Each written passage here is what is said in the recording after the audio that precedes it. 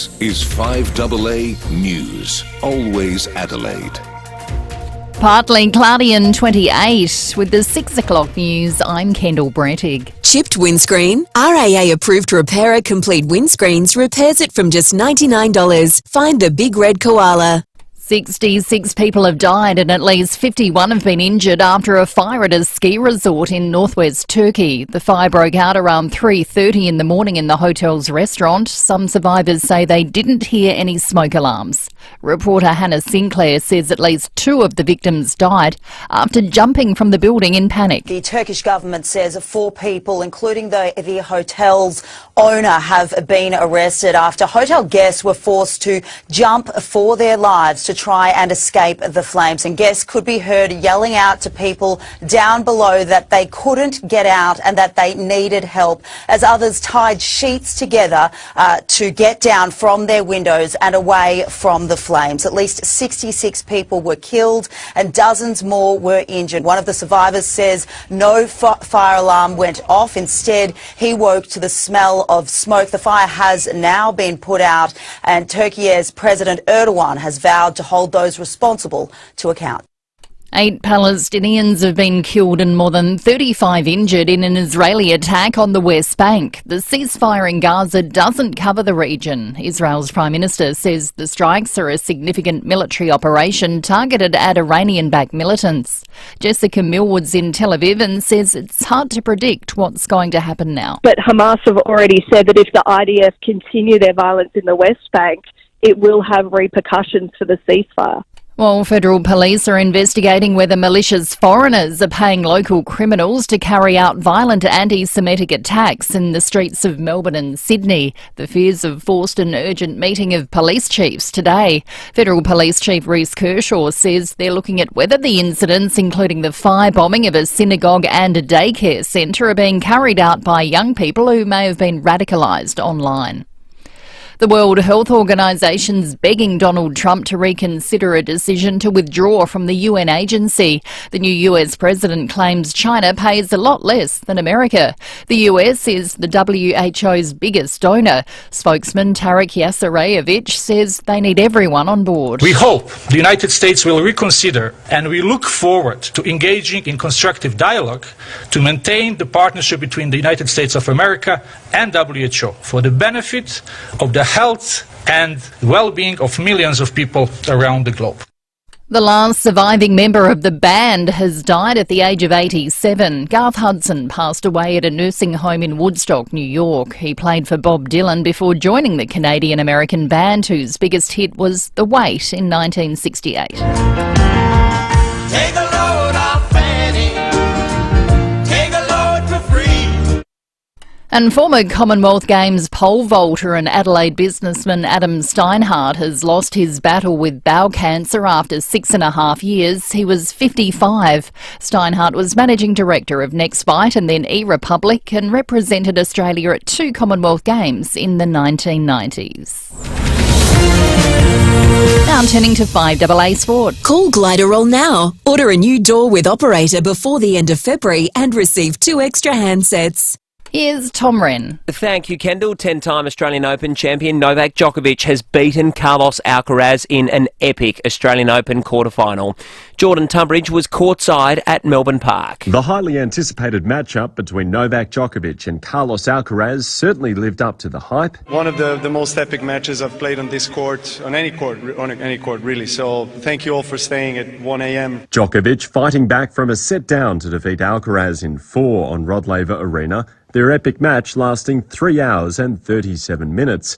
Hurting his leg early on and needing a medical timeout, the 10-time champion changed up his game plan, playing much more aggressively than usual.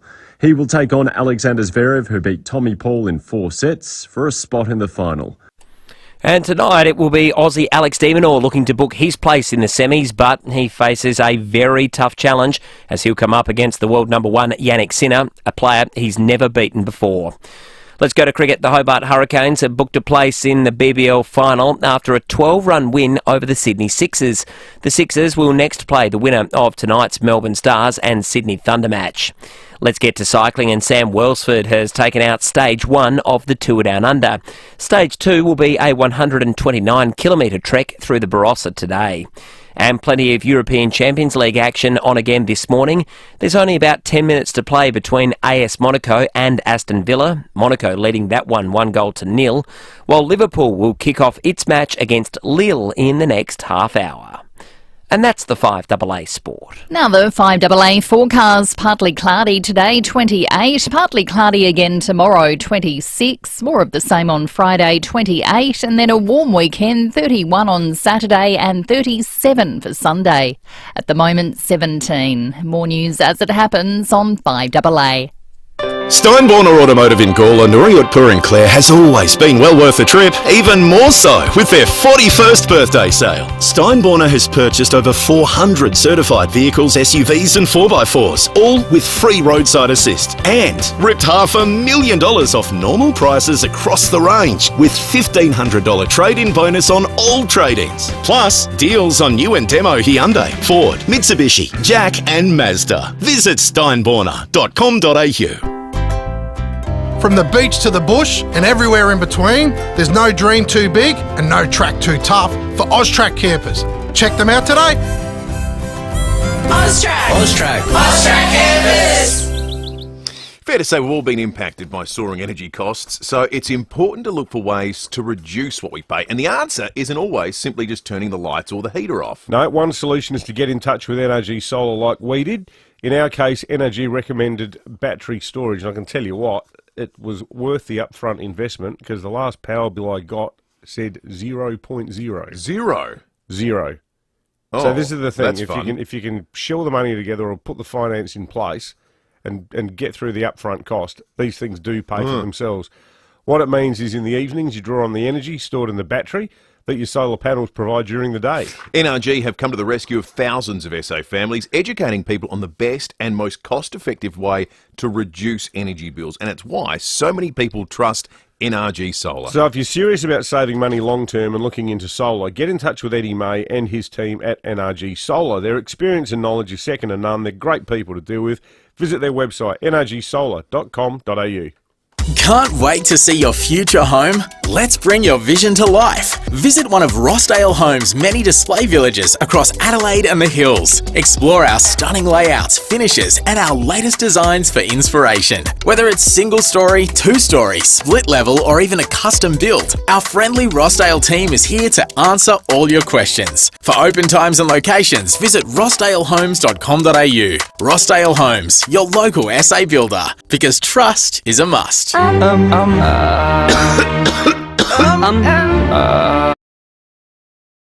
Adelaide wakes up with 5AA, David Penberthy and Will Goodings, Tom Wren for sport, Jade Robran on the scene as it happens, Graham Goodings and Jess Adamson with the news that matters to Adelaide. Breakfast with David and Will, bringing together the names you trust with everything you need to know to start your day. Always live, always local, and only on 5AA. Always Adelaide. Hybrid by Hyundai from just $46,990 drive away. T's and C's apply. David Penberthy and Will Goodings, 5AA Breakfast. 5 minutes after 6, good morning to you. Welcome to the 22nd of January on 5AA Breakfast. Looking forward to your company right throughout the morning. Good to catch up with Sean Fuster as we go around the courts after 7:30 today. Welcome him back to the program. A little bit later in the morning, Police Commissioner Grant Stevens. Lots to talk about. Youth crime, bottle-os and liquor stores being soft targets and being repeatedly attacked in short periods of time. We're going to get into all that with him. Good news on the recruiting front as well. We'll talk to him about that after 8 o'clock, after 8:30 today. Also coming up on the show, the Green Senator for South Australia, Sarah Hanson-Young. They've got a policy about making public school cheaper for parents and families. They want to make it truly free. South Australians pay the second highest rate for public schooling in the country. They say, and I think this is interesting, that this is going to be one of the things that you'll have to fulfil this policy position if you want the Greens' support to form majority government. We look headed for minority government a little bit later this year. So we'll talk with the Senator about that just before 7 o'clock. Lots going on right around the world this morning that we're going to keep you across as well. Some good local stories as well after 7 o'clock. David Penberthy, good morning to you. Good morning, listeners. Good morning, Will. Yeah, federal election has to be held by, May at the latest, so there's going to be a fair bit of politics dominating the agenda over the coming months when the PM finally gets around to setting a date. It's hard to see either side winning in their own right, isn't it? If you look at the betting markets, it's the short price favourite right now is minority government. So you don't necessarily have to pick a winner. Just will the winning party form majority? And that's an outside bet at the moment. So this is where all this wish list stuff's going to come into play. Yep, Rebecca Sharkey. Yeah, Rebecca Sharkey. Good time to live in the hills this year, I reckon. Yeah, get a very fast train to Mount Barker. It's going to be terrific. We should get hills residents. What's your dream list of things? Your wish list? It might come true. What do you want? I'll tell you what Mount Barker needs, more parking. Like that is a tiny town that's just spread like topsy. It's exploded. My Uncle John was laid to rest there on December 13 last year. We had a wonderful farewell for him. He was a carpenter, and my cousins did a really, really, Fitzner Furniture on North Parade. That's Uncle John's business. He started it. He's an absolute genius cabinet maker, always worked with wood. But instead of the usual thing where you put petals in the coffin, or on top of the coffin rather, we all formed a line, and there were wood shavings. Lovely. We left wood shavings on the casket. But I tell you what, because he was a big well-known local in the Mount Barker area, trying to get a park with hundreds and hundreds of people cramming into the memorial centre, it was a military operation. Just on your list. If there's other things on your list, Hills residents, 8223 You can text us on the Police Home Care text line, 0448 08 1395. We spent a lot of time sort of heading back and forth up through the hills, made two trips up to Mannum, one for the Rock Festival, one for a family thing we do every year on December 28. And it's going to get to the point in South Australia where suburbia basically runs all the way from the top of Glen Osmond Road to Callington. Like it is inevitably. No one's got a plan to stop it. No. Certainly with resistance to medium-density building in existing suburbs. Yeah. I mean, even that, I think, probably just slows the spread. I don't think it actually stops it. No. Well, it hasn't stopped it at all in the hills. No. I mean, there's a massive new Woolworth shopping centre between Mount Barker and Wistow. 20 years ago, the only thing that existed there was a pick-your-own-strawberries place and a Catholic rosary garden for people to go and have moments of reflection. Now it looks like Delphin Island. It's crazy. Look, we say it, and perhaps it loses its impact the more it gets said, but we are at the moment adding an extra Canberra and Darwin every year to Australia, and a fair chunk of those people come to South Australia. Not the biggest chunk, but a lot. A chunk that's greater than what we've seen at any point in history. The weird thing about immigration in Australia is, the Libs are saying that it's been too high. Labor's saying that it's been too high. Why don't they do something about it? Do these people just keep turning up anyway, regardless of what the government does or doesn't? The government has control. The government's not, I guess was that a full plane that just landed? Yeah, how'd they get in here? They have control. They give out visas. They can target immigration to areas where there's labour shortages. There just doesn't seem to be a genuine willingness to do so. There's been some sort of fiddling around the edges with student caps, but then that's a genuine money-printing exercise for most places. Peter Manauskas has defended it to the death here in South Australia. The stuff I don't get is people coming in where there is no shortage required for their skills. That's what I think it's totally defensible in areas where we have a labour shortage. I think everywhere else needs to be thoroughly examined, at least. I agree. Just doesn't seem to be any willingness to change it. The other thing is... What do you think about overseas students being part of it, though? I don't think they should be, because they come and they go.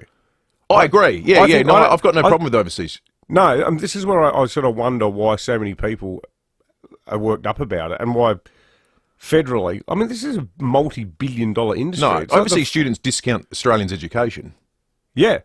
They prop up all of the R&D research money. Like, I think it's stupid for both federally, Labor and the Liberals, to be saying, we've got to cut their numbers, cut other numbers. Cut the numbers of unskilled people who come here with nothing to offer, who aren't filling an existing hole in the jobs market. Don't cut numbers for some smart Malaysian kid who comes here, gets a degree, pays a whole stack of money to Adelaide Uni or Uni SA or Flinders, and then, goes back to his own country after that. Where's the drum?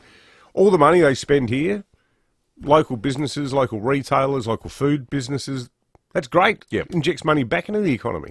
The other thing about immigration on the scale we have at the moment is it wallpapers over cracks. Like, in the absence of that level of immigration, right now, we would be talking about being in one of the deepest and longest recessions in Australian history. But we're not, because we artificially increased the size of the economy by just bringing more people in. Per capita, the economy is shrinking.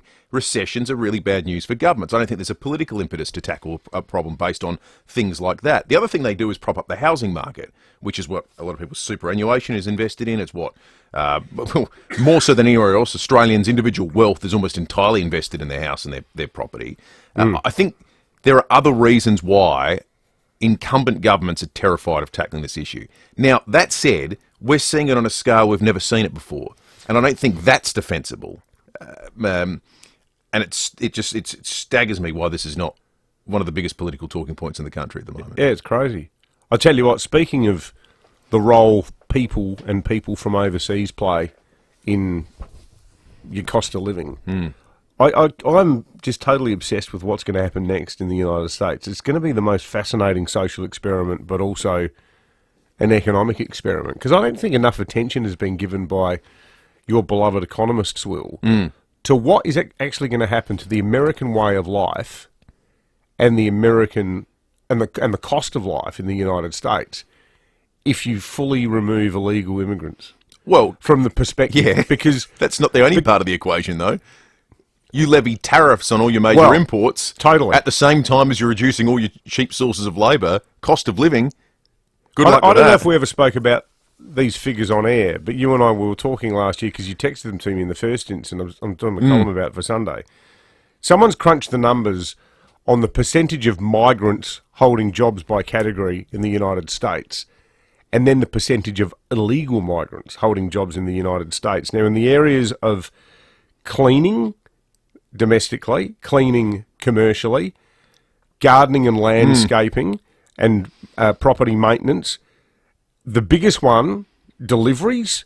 So when you get something from Amazon, and also transport, which is everything from Uber to truck drivers, the number of migrants in each of those categories is almost 50%, but the number of illegal migrants is close to 20%. It's 20% for cleaning.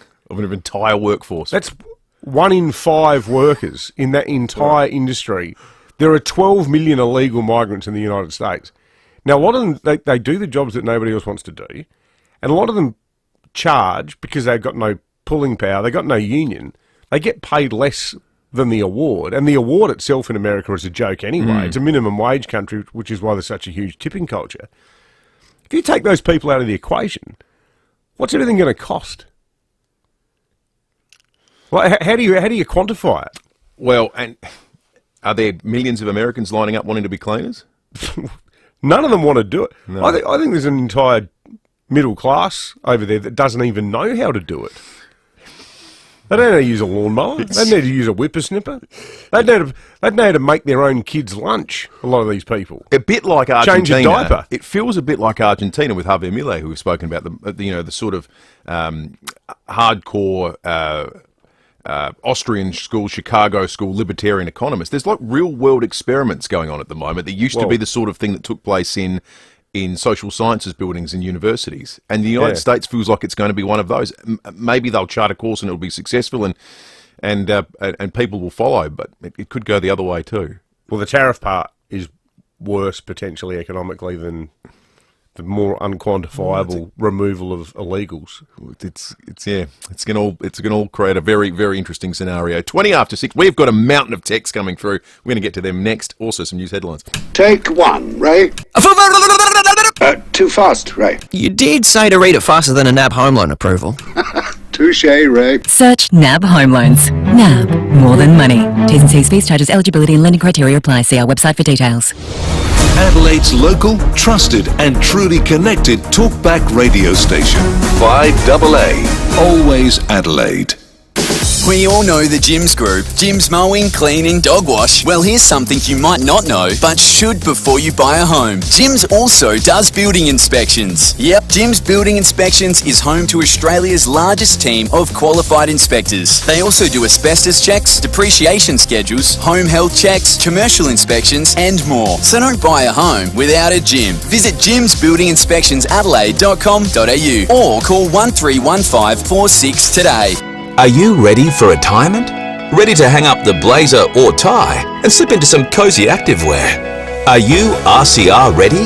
RCR Financial is your qualified and curious team of professionals, providing the steps you need now in order to get you ready for what's next. RCR Financial will help you reach your goals or set them with you. Are you ready to take the next step? Search for RCR Financial today or see us on the Parade, Norwood. Now, some people might think police home care is home care designed for retired police. Well, they're wrong. It's actually home care for everybody. One thing is definitely certain. Police home care is all about protecting your independence at home and always on your terms. As a trusted and approved My Aged Care provider, Police Home Care has more than 30 years' experience in aged and disability care.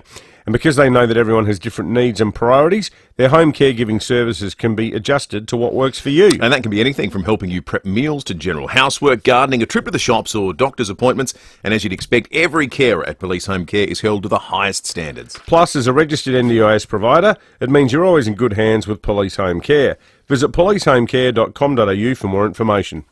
2025 airfares are now on sale with Philhoffen Travel and Singapore Airlines, the world's most awarded airline. Enjoy seamless connections through Singapore with 10 flights per week from Adelaide. Fly to Europe return in economy class from $1,849 per person or business class from $7,969 per person. Offer ends 5th of February. Availability is limited. Select travel dates and conditions apply. Visit pht.com.au. Now's the time to get into your new Mazda with great drive-away deals across the range. Experience the agile Mazda CX-3 Sport from $29,990 drive away.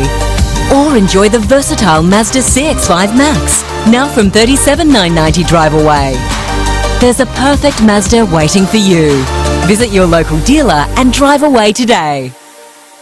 Terms, conditions and exclusions apply. See Mazda.com.au for details. 5AA Breakfast is streaming live right now. To watch, simply head to 5AA on Facebook or YouTube. Drive away in the Tucson Hybrid by Hyundai from just $46,990 drive away. T's and C's apply. David Penberthy and Will Goodings. 5AA Breakfast. 23 minutes after 6, going to get to some of your texts in a moment. Just a couple of quick headlines for you. Internationally, the cause of a massive blaze in Turkey. This sounds awful. Just claimed the lives of 66 people is under investigation. Oh my God. Is that when I went to bed last night, it was 10. It was 66 people. Fire at a ski resort hotel. It spread across the building, more than 50 injured.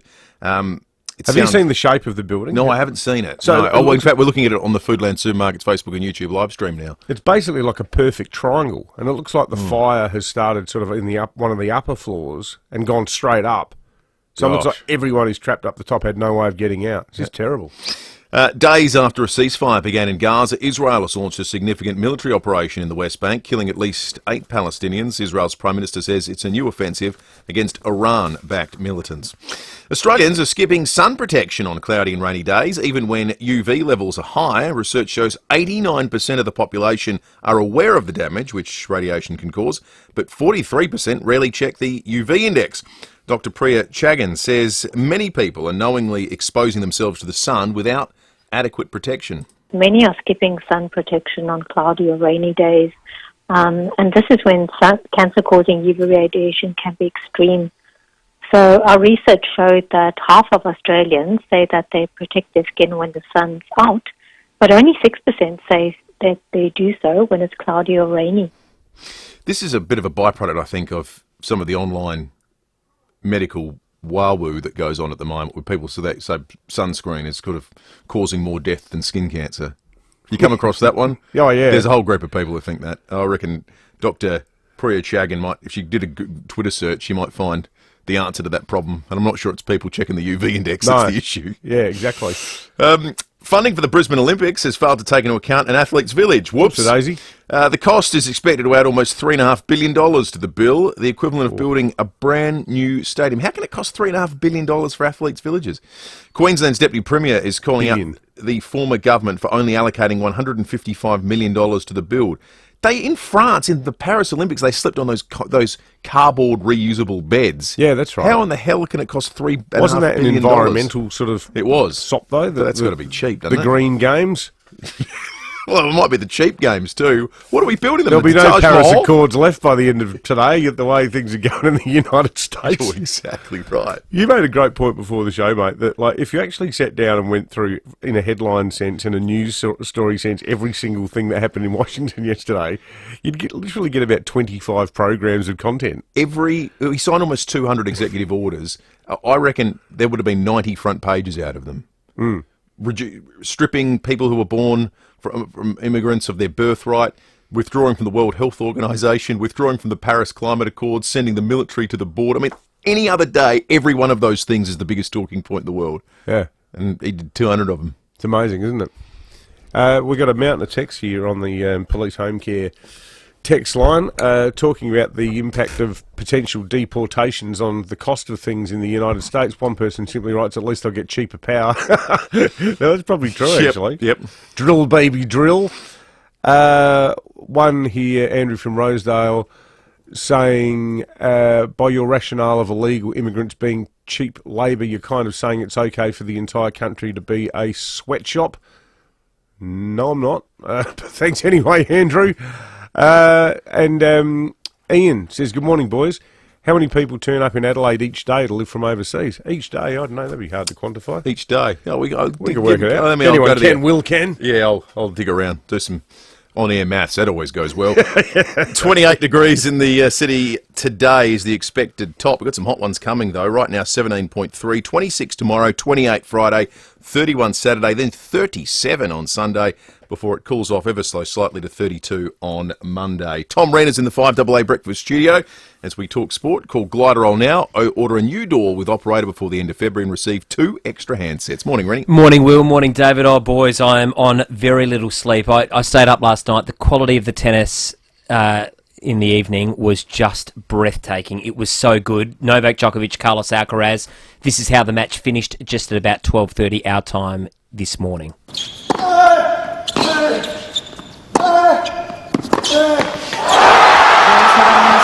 Djokovic delivers one of his finest performances and he's booked a place in the semi-final. So I won't ask you this question, Tom, because I don't want you to feel awkward, but who was the half-word who said that Novak was overrated and has been? Oh, goodness me.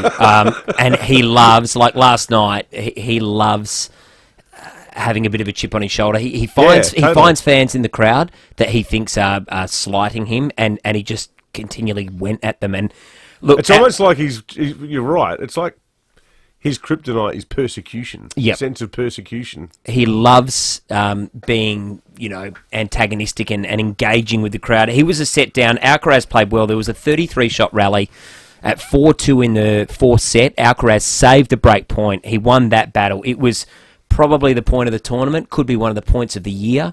But he might have won the battle, but Djokovic won the war in the end. It was just two prize, title fighters just going at it toe to toe. It was such good tennis. It was such a high level. It was really intense. Djokovic prevailed, and the way he played last night, it is hard to see. Even Yannick Sinner, who is the reigning champion, boy, he's going to have to play very well if he gets him. Isn't he injured though? Well, that's the thing. Doesn't he have some back injury or something? He was struggling with heat exhaustion in his previous match against Holger Rune. He looked in trouble. But it's a different match each time. But last night was a really, really good one from Djokovic. It's his 50th Grand Slam semi-final. So he's just an amazing competitor. at the Australian Open, going for 11 now. Now, the big one tonight, of course, is Alex de Minaur. He's got the world number 1, Yannick Sinner. He's never beaten him, 0-9. But I think he's a genuine chance. I think with the crowd, with Sinner maybe being a little bit underdone, with that heat exhaustion and perhaps an injury too, I think is a huge opportunity. So I cannot wait for that. That's going to be a massive test for, Alex de Minaur. But like I said last night, the tennis has gone to a new level, I think, this year. That was definitely the match where I went, okay, now this is where the tournament really begins and the cream rises. It was just fantastic stuff. I loved every second of it. But a huge test tonight for Alex de Minaur. 2 down under, that was on yesterday. Sam Welsford took it out, stage 2 today, 129 Ks through the Barossa. Looking forward to that. The Hobart Hurricanes through to the Big Bash final. I've gotten into the Big Bash. I really enjoy it. I know it's not everyone's cup of tea, but I've really loved it. And Hobart, I think, are one of the best sides to watch. So that's going to be great. But go the Demon tonight. I think he's a real chance. I actually think he can cause an upset. I'm going to... You're right. He's 0-9 against him, but I think he can do it. Yeah. And the Reds tonight as well, Will, top of the table. Top of the table against the stingy Auckland defence. That's going to be tough. It's going to be great. They've scored 29 goals, though, the Reds, from 11 games or 12 games this season. So they average 2.5 a game, which is off the charts. So that's going to be a great game. But you're right, they're hard to break down, Auckland. And that's the Adelaide side that everyone predicted bottom 4 to start this year. Carl Viet is working miracles there. Well, a wonderful job. And hats off to management. I mean, they got Archie Goodwin, who was injured, and they've turned him into one of the league's best players. They just have a way of nurturing. Pound for pound, United have to be the best in the league at nurturing young talent on a tight budget. So let's hope they can keep it rolling. Well said, Rennie. Good on you, boys. On you, Tom. This is 5AA News. Always Adelaide. Partly cloudy and 28. With the 6:30 news, I'm Kendall Brettig. Make RAA-approved windscreen repairer Complete Windscreens your insurer repairer of choice. Visit completewindscreens.com.au. The cause of a massive blaze in Turkey, which has claimed the lives of 66 people, is under investigation. Flames engulfed the restaurant of the ski resort hotel before spreading across the building. More than 50 people have been injured. 2 of those were killed jumping from windows in panic. A national database will be set up to track anti-Semitic incidents in response to a rise in attacks. Rhiannon Solomon-Marin reports. An emergency National Cabinet meeting was held yesterday afternoon to discuss what can be done to curb religious hate. Federal, state and territory leaders have agreed to establish a national reporting system. It's hoped it'll better inform and coordinate responses to anti-Semitic incidents. The Australian Federal Police Commissioner briefed the meeting on their latest intelligence. Special Operation Avalite, which was set up last month, is currently investigating 15 serious allegations. Migrant shelters operating at the Mexican border are filling up after the new US president closed the port of entry at El Paso. Thousands of immigrants have been stopped at the border after the app, which facilitates entry into the country, was shut down. Border security expert Ed Calderon says it's distressing for many. There's many disappointed people now stuck at the border that didn't make the deadline, as a lot of their appointments were basically cancelled, and a lot of their dreams to cross that border shot with this new administration coming in and cancelling a lot of the programs that facilitate some of these families to immigrate into the United States. Cyber security experts have described Australian corporations as a hotbed for online attacks. Scammers are increasingly targeting major businesses rather than individuals, stripping US corporations of billions of dollars in the past 2 years. There are fears the laid-back nature of Australian workers and the strength of our dollar increases the likelihood of fraudulent activity within businesses. It appears little money has been set aside for the Athletes' Village at the Brisbane Olympic Games. More from Gabriel Hodson. At least another $3.5 billion is needed to fund 4 athletes' villages for the 2032 Olympics and Paralympics. It's expected more than 16,000 sports people will need accommodation during the Brisbane Games. News Corp says the size of the budget black hole is equivalent to building a brand new stadium. It's true some of the money's been set aside, but reportedly only 4%, and that's just for village streets and paths. With the new government in power in Queensland, 100-day reviews being held to decide on sites, including the 4 Olympic Village locations. And there were no Division 1 winners in last night's $50 million Oz Lotto draw, so it jackpots to $70 million next week. Now turning to 5AA Sport. Call Gliderol now. Order a new door with operator before the end of February and receive 2 extra handsets. Tom Wren will have to get a ticket. Oh, definitely. I was about to say the same thing. You read my mind. Let's start with some tennis, though, for now, and a brilliant match at the Australian Open last night, with Novak Djokovic getting through in 4 sets against Carlos Alcaraz. The 10-time champion found himself a set down, but fought back in a high-quality contest lasting more than 3.5 hours. Djokovic will now take on Alexander Zverev, who also had a 4-set win against American Tommy Paul to advance. While on the women's side, Paula Badoza got through to the Final Four with a straight sets win against Coco Gauff, while reigning champion and world number 1 Arina Sabalenka survived a scare to get past Anastasia Pavlyuchenkova, that match lasting 3 sets. Well, the Barossa will host today's second stage of the Tour Down Under. Tanunda will be the start and finish point for the peloton. Aussie sprinter Sam Welsford will be wearing the Oku leader's jersey after winning stage 1, and he's feeling confident. I have a new trainer now, and I've just been targeting a lot of hours on the bike and lots of general fitness. I think I have a lot of power from the track in the legs, so just working on the engine, being able to handle the harder days and still producing a strong sprint. A huge A-League clash tonight for Adelaide United, who'll host Auckland FC in a top-of-the-table clash at Coopers Stadium at Hindmarsh. Reds coach Carl Veard expects a tight contest. It's going to be a very intense game, a lot of pressure in the game. They're a very good side, defensively well organised. So look, it's going to be a big battle, and it's going to need every player to stand up. Can't wait. The game starts at 7 p.m. Meantime, disappointment for Aston Villa in the European Champions League. Going down 1-0 this morning to Monaco. Liverpool's match against Lille is just starting now. And in some cricket to finish, the Hobart Hurricanes are through to the Big Bash final after a 12-run win against the Sydney Sixers. That was at Bellerive Oval last night. And that's the 5AA Sport. Now the 5AA forecast, partly cloudy and 28 today, partly cloudy again tomorrow, 26. More of the same on Friday, 28, then a hot weekend, 31 for Saturday and 37 for Sunday. At the moment, 17. More news as it happens on 5AA. Drive away in the Tucson Hybrid by Hyundai from just $46,990 drive away. T's and C's apply. David Penberthy and Will Goodings, 5AA Breakfast. 23 minutes to 7. We're going to head out on the road and catch up with Jade Robran in just a moment. Thanks to Dutton's, family owned and operated for 75 years. They are easy to do business with. But, David, I do have something of an answer to a query that we got from a listener just before the break about how many people come to Adelaide from overseas each and every day. There was a data set that came out from the Bureau whilst we were on holidays. It painted the big picture of Australia and the small picture of South Australia. 445,640 people were added to the Australian population because of migration. That's the net increase. So some people left, some people came. The result was we added 445,640 people. In South Australia, this is the 2023-2024 financial year, okay, just so you're trying to get your time frames right. We added 23,270 people here in South Australia, which works out to being about 65 a day. That goes to the question that 65 a day. 65 a day. The question that listener posed to us on the police home care text line. Intriguingly, the country of origin for people that came to South Australia was similar to some of the other big states. There's one very curious sort of outlier when it comes to country of birth. India added the largest number of people to South Australia, Victoria, Queensland, Tassie and the NT. Sounded like that during the Test series, didn't it? Yes. It was China for New South Wales and the ACT, and it was Bhutan for Western Australia. Bhutan?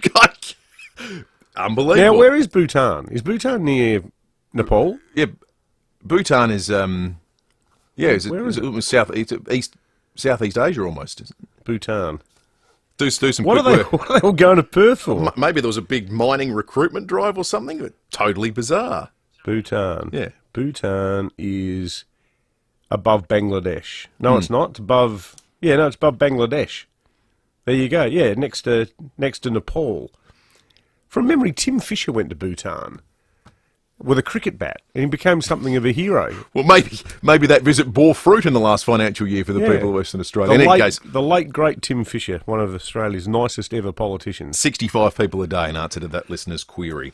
Let's head out on the road. One of our listeners in Salisbury said, you and I live in the Silver Spoon suburbs and that we're somehow immune to this. I've got to say, we've got 3 houses in Wayville have been knocked down in the last year. They've been replaced with multiple properties. And that suburb, historically, it's been one of the original medium-density places because it's always had, you look at a lot of the buildings there, they're 1950s, 1960s apartments. We got plenty of foreign Johnnies in Wayville. It's not a class war thing. There's people all over the joint. Yep. Maybe there's not too many in Skye. You don't arrive from Bhutan and think, I'll go and buy a $10 million home with a view of the entire Adelaide Plains. Maybe you do. Maybe that's why they're going to Perth. Maybe they're all loaded. 65 a day, says one of our listeners on the police home care text line. That's a lot of accommodation required. Even if you say it's a family of 5, that's 12 houses a day that are required. 13 houses a day, every single day. Amazing. In a year. It's quite remarkable. Good crunching of the numbers, Will. Let's head out on the road and check in with Jade Robran for the first time this morning. Jade, good morning to you. Good morning, guys. Great to be back with you and hearing you guys on the Brekkie Show. Now, we are talking about the prices at the footy. Now, it all started with Dave's breaking at 8 yesterday when you told footy fans that Wilson's Parking, they've raised their prices by more than 50% from $23 to $35. And fair to say that it hasn't gone down so well with fans or the AFL Fans Association. But sadly, all the rage in the world can't do anything about it. It's already locked in, as we've heard from cricket fans. But we've received a statement from the Adelaide Oval Stadium management, and it says we've reviewed car parking prices in October 24, resulting in the first price increase in 3 years. While we encourage our patrons to make use of free event day public transport, with the SMA help subsidise alongside the state government, cricket and footy, we understand that some people will always need to drive to the game. As such, this increase was not made lightly, but ultimately reflects the rising costs we are facing, much like any other business. This out income also helps us cover the cost of maintaining the car park turf and surrounding car parklands. Work done by our grounds team as well. Now, we've done our best to absorb as much of that cost pressure as possible, including ensuring only a nominal increase was passed on to our 200 accessible car parking pass holders. Now, those words aren't going to help those Port and Crows fans who, if you break it down to all 12 games, that's a rise from spending $276 to $422 that they'll have to fork out for the upcoming season. Now, the Premier, Peter Malinauskas, he's also weighed in, saying to see the Stadium Management Authority flog such a big 50% increase on the cost of parking at Adelaide Oval, I think is poor form. I don't think they've read the room, and they might want to think about that. Now, I think we all get that a price rise is expected after 3 years, but more than 50% is just a little bit rich, and 100% doesn't pass that pub test, does it? No, Jay, but that is really significant. That statement that you've just read out, that is the first actual explanation as to what's gone on that anybody has obtained. None of the other media outlets actually had any comment from the SMA or from Wilson Parking. They just said that they've been contacted for comment. Now, that goes to the point I made about 10 to 9 yesterday on the show, which is it's probably quite convenient for people in this case to look at the Stadium Management Authority as the whipping boy here, which is exactly what I would say for craven and transparent political reasons the Premier has just done with the comments you read out, about doesn't pass the pub test. Well, maybe the background to this is that the state government said to the SMA, listen, we're going to pay for this public transport. We're going to pay for this free public transport somehow. It's costing us more through labour costs or energy or whatever it is. So we need more money from you. Now, if the SMA has been put in that position, the only lever it can pull is to increase the cost of parking, because that's what subsidises free public transport. So I don't think the state government can... It's a bit cute for them to sort of say this is all on the SMA when it's a bit more complicated than that. And the other thing too, and I will get class war, like our great listener before on the text line from Salisbury, what it does mean is that people who live in Port Pirie who drive to the footy are subsidising people like me who live in Wayville, so I get a free tram into the game. That's the reality of it. So our country listeners have got every right to have the you-know-whats about it. But that comment from the Premier is a bit cute. Well, I think given that, and thank you, Joe, that's a fascinating report, they need to clarify, has any extra cost been asked from the SMA to fund free public transport? Correct. Now, if there hasn't been, fair play. Criticism goes back on the SMA and Wilson.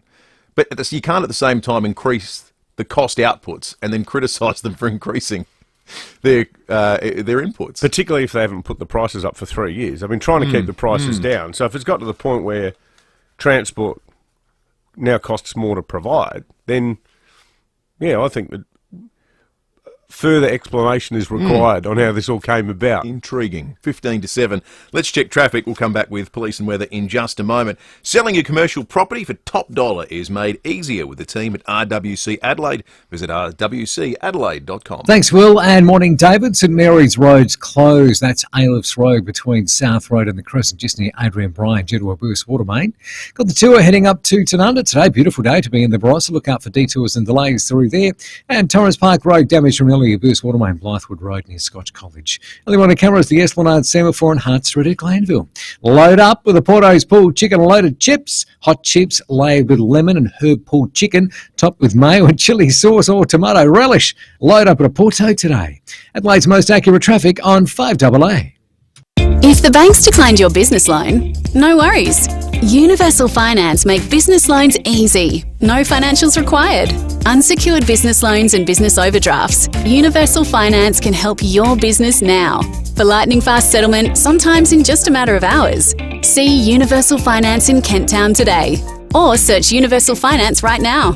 This is general advice only, and you should consider the terms and conditions before determining whether this advice is suitable for your situation. Right Price, Adelaide's best in heating and cooling, has risen to new heights. Literally, Right Price are now your roofing people too. Same exceptional service, value and quality. From total roof replacement, including tiled roof installation, to tile roof repairs, cleaning and painting. And for peace of mind, a rock solid quote. So the only surprise you'll get is how magnificent your roof and home looks. Do it right. Visit rightpriceroofing.com.au. You can get your roof right at Right Price. Now, did you know 1 in 6 Aussies are living with some sort of hearing loss, and once you're over 60, that increases to 1 in 3. So if you've noticed your loved one isn't listening or is becoming distant, they might have a valid excuse. Hearing loss can lead to early onset dementia and leave you feeling socially excluded. Can Do Hearing is an independent specialist offering all technology options. They're not sponsored or supported by big hearing aid companies, so they'll only offer what's going to work for you, and your options are endless. Hearing aids vary in terms of features depending on your goals, and that could range from wanting to hear the doorbell to being able to visit busy cafes comfortably. In fact, they've improved so much in recent years, you can barely even see them. So book an appointment with Can Do Hearing today. They've got sites all over town, including the new audiology clinic at Blackwood. And this is great. All proceeds go to Can Do for Kids, helping local kids with sight and hearing difficulties. Visit candohearing.com.au.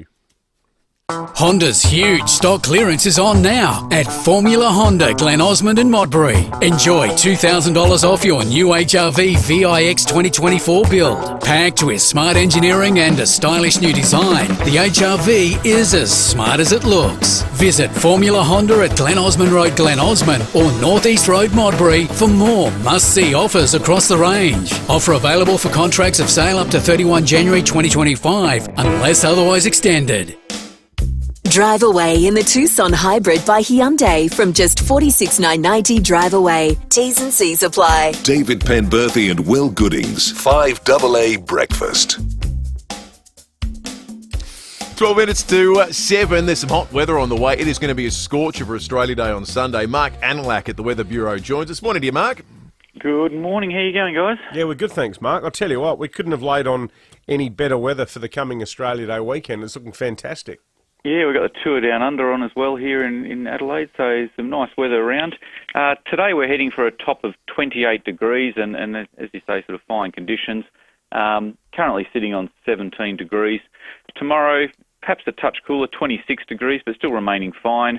And then we start the warming trend into the long weekend. 28 degrees on Friday, 31 degrees on Saturday, and a sunny top of 37 degrees on Australia Day Sunday. Public holiday at this stage will be a warm start to the day, but with a wind change coming through, we'll see a maximum temperature around the mid to low 30s before that change comes through, but remaining dry for the entire long weekend. Good stuff, Mark. Lovely set of numbers. Thank you for that. All right, let's head to Sapole. Senior Constable Kimberly Broad joins us. Kimberly, a pedestrian was struck at Edwardstown last night.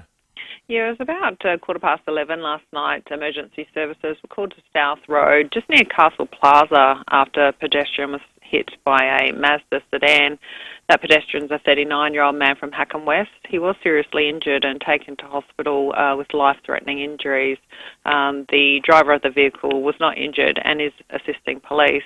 South Road was closed for quite some time while major crash investigators attended and examined the circumstances surrounding the incident, and South Road was reopened just before 4 a.m. So we're just asking if anybody witnessed the crash or has dashcam or CCTV and hasn't yet spoken with investigators, if they could give us a call on the Crime Stoppers number 1800 333 000.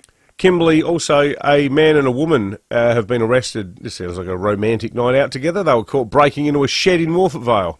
Yeah, date night's a bit different. It's 2:45 this morning. A resident in McMahon Road alerted police after seeing two people with torches going through their rear shed. Now, Southern District Patrols quickly responded and located a man and woman hiding in the rear yard, and saw that a number of tools had been removed from the shed in readiness to be taken. So that pair is a 25-year-old man from Hackham and a 25-year-old woman from Salisbury Downs. They've been charged with the serious criminal trespass and theft, and they've also been charged with illegal use of a motor vehicle after a stolen Toyota Hilux was also found near to the scene. So they're still being charged at the minute, so bail's yet to be determined. Bit of explaining to do there. Senior Constable Kimberly Broad from Sapole. Faye on the police home care text line's had a bit of a crack at us, but I think Faye's got her timelines a little bit confused. She says, isn't it up to you blokes to ask the Premier if he's increased the cost on the SMA, which has led to parking cost increases? You had him in yesterday, and the increase was in the media then. No, we had him in Monday at 7:05, and we broke the story about the car parking increases at 8:10 yesterday. So we are. But we are. We are Those in questions touch, though, with him. In fact, one of his offsiders said that hasn't happened. That was in response to the... Did the government go to the SMA and say, listen, we've got to pay for these buses, these free buses and trains and trams somehow? I've been told on background by somebody in the know that hasn't happened. Well, then it's back on the SMA to explain it. Yeah, we want to find out what's going on. South Australians pay the second highest public school fees in Australia. Victoria is the only place where they cost more, and I would suggest, given the difference in the average wage in both places, based on people's earning capacity, that would make public school fees in South Australia the most expensive anywhere in the country. In SA, public school fees, so according to the Greens, that includes fees, charges and parent contributions, cost families $548 per student, or nearly $100 million across the entire state. The Greens are saying, as we career towards minority government with the federal election this year, if you want our support to form government, you need to eliminate public school fees. South Australian Green Senator Sarah Hanson-Young joins us on 5AA Breakfast. Senator, good morning to you. Good morning and welcome back, guys. No, thanks for joining us, Sarah. Happy New Year to you, even though it is almost Happy February. New Year. I know. Weird saying it. I think you say it for the whole month of January, don't you? Yeah, that's right. Exactly. So, look, it is going to be a crazy year, and as Will said, minority government is looking, more than likely, regardless of which of the major parties gets up. These public school fees, though, they've sort of crept up, haven't they, over the years? It's a bit of a myth that public school's free. They have. They've definitely crept up. And if you've had a kid in both primary school and then into high school over the last decade, you really would have noticed that fee increase. And there's the fee that the school charges, and lots of parents would have got their emails and letters over the last week saying, this is the fee you need to pay. And then, of course, there's all the other things. There's the uniforms, there's the extra books, there's the new, pencil case or iPad, and then, excursions on top. So there's the official fee, and then there's all the other costs. We have had some independent data crunched, and South Australia has, as you say, the second highest fees in the country for public schools. But then when you add everything else up, we're looking at, well over $1,000 per student. So parents are really at this time of year struggling to work out where they're going to pay, how they're going to pay for all of this. A lot of people are putting it on the credit card. And the Greens are saying, look, this is one of these costs of living pressures that the government could actually help relieve. And in a minority government, we'll be pushing for that. Our public education is important. It's important to be free. It's important to be quality.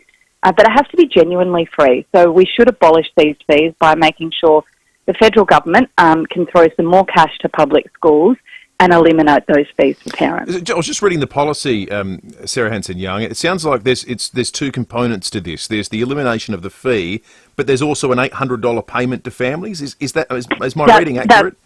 That's right. So the policy is to give money to the public schools so that they don't have to charge parents the fee in the first place.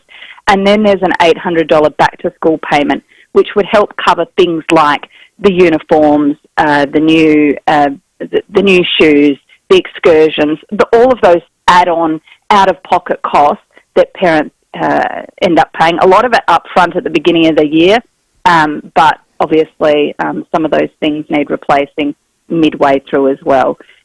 This, of course, and people say, well, how do you pay for this? Well, we've got a policy for taxing the bigger corporations who haven't paid their fair share of tax. And we think, if you've got big companies like Qantas paying zero tax, well, actually, they should pay a bit more so that parents can afford to send their kids to school. Hey, looking at the way the world has changed in the last 48 hours, Sarah, as one of South Australia's preeminent lefties, we had Penny Wong on the show yesterday. She was at the inauguration and she was dutifully talking about what a privilege and an honour it was to be representing Australia there. What did you make of it all? Well, it was all a bit crazy, isn't it? And I think the world is in a pretty anxious place right now.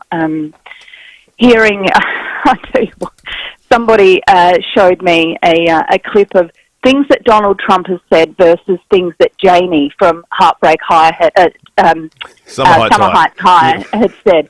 And it was almost impossible to tell the difference. Almost impossible. I mean, this is the level of intellect, concern, democracy that Donald Trump has. I think it's a really scary time to the world, pretty scary time for America. And what I fear is how much of this copycat of these pretty outlandish discriminatory policies some in this election campaign here in Australia will want to replicate. I am worried about that. I'm worried in particular about which of those types of policies and attitudes Peter Dutton and the Liberal Party will try and implement. Well, you're going to fire up about 30% of our audience base with those comments, Sarah. That wasn't Australia is not immune from this. We are part of the world, and we need leaders for Australia to engage in who care about issues like the climate crisis, like what we do with fair trade and making sure that Australia can engage in the world in terms of the economy, in terms of travel. I think we've got to be really worried about the impact that Donald Trump has with a simply America First policy that ultimately doesn't benefit the Allies. Sarah Hanson-Young, Green Senator for South Australia, thanks for joining us. The Education Minister here in South Australia, Blair Boyer, has called in on the broader conversation about school fees. Minister, good morning to you.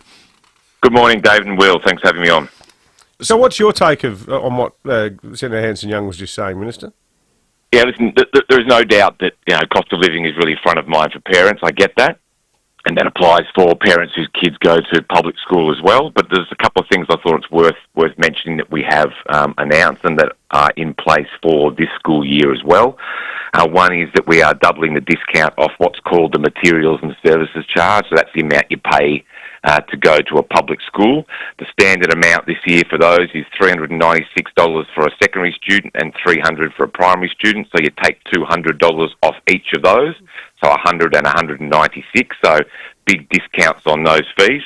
And we're also, we've got the sports vouchers in there as well, 2 lots of $100 per child per calendar year. So big saving towards those kind of extracurricular things that we know can cost money as well.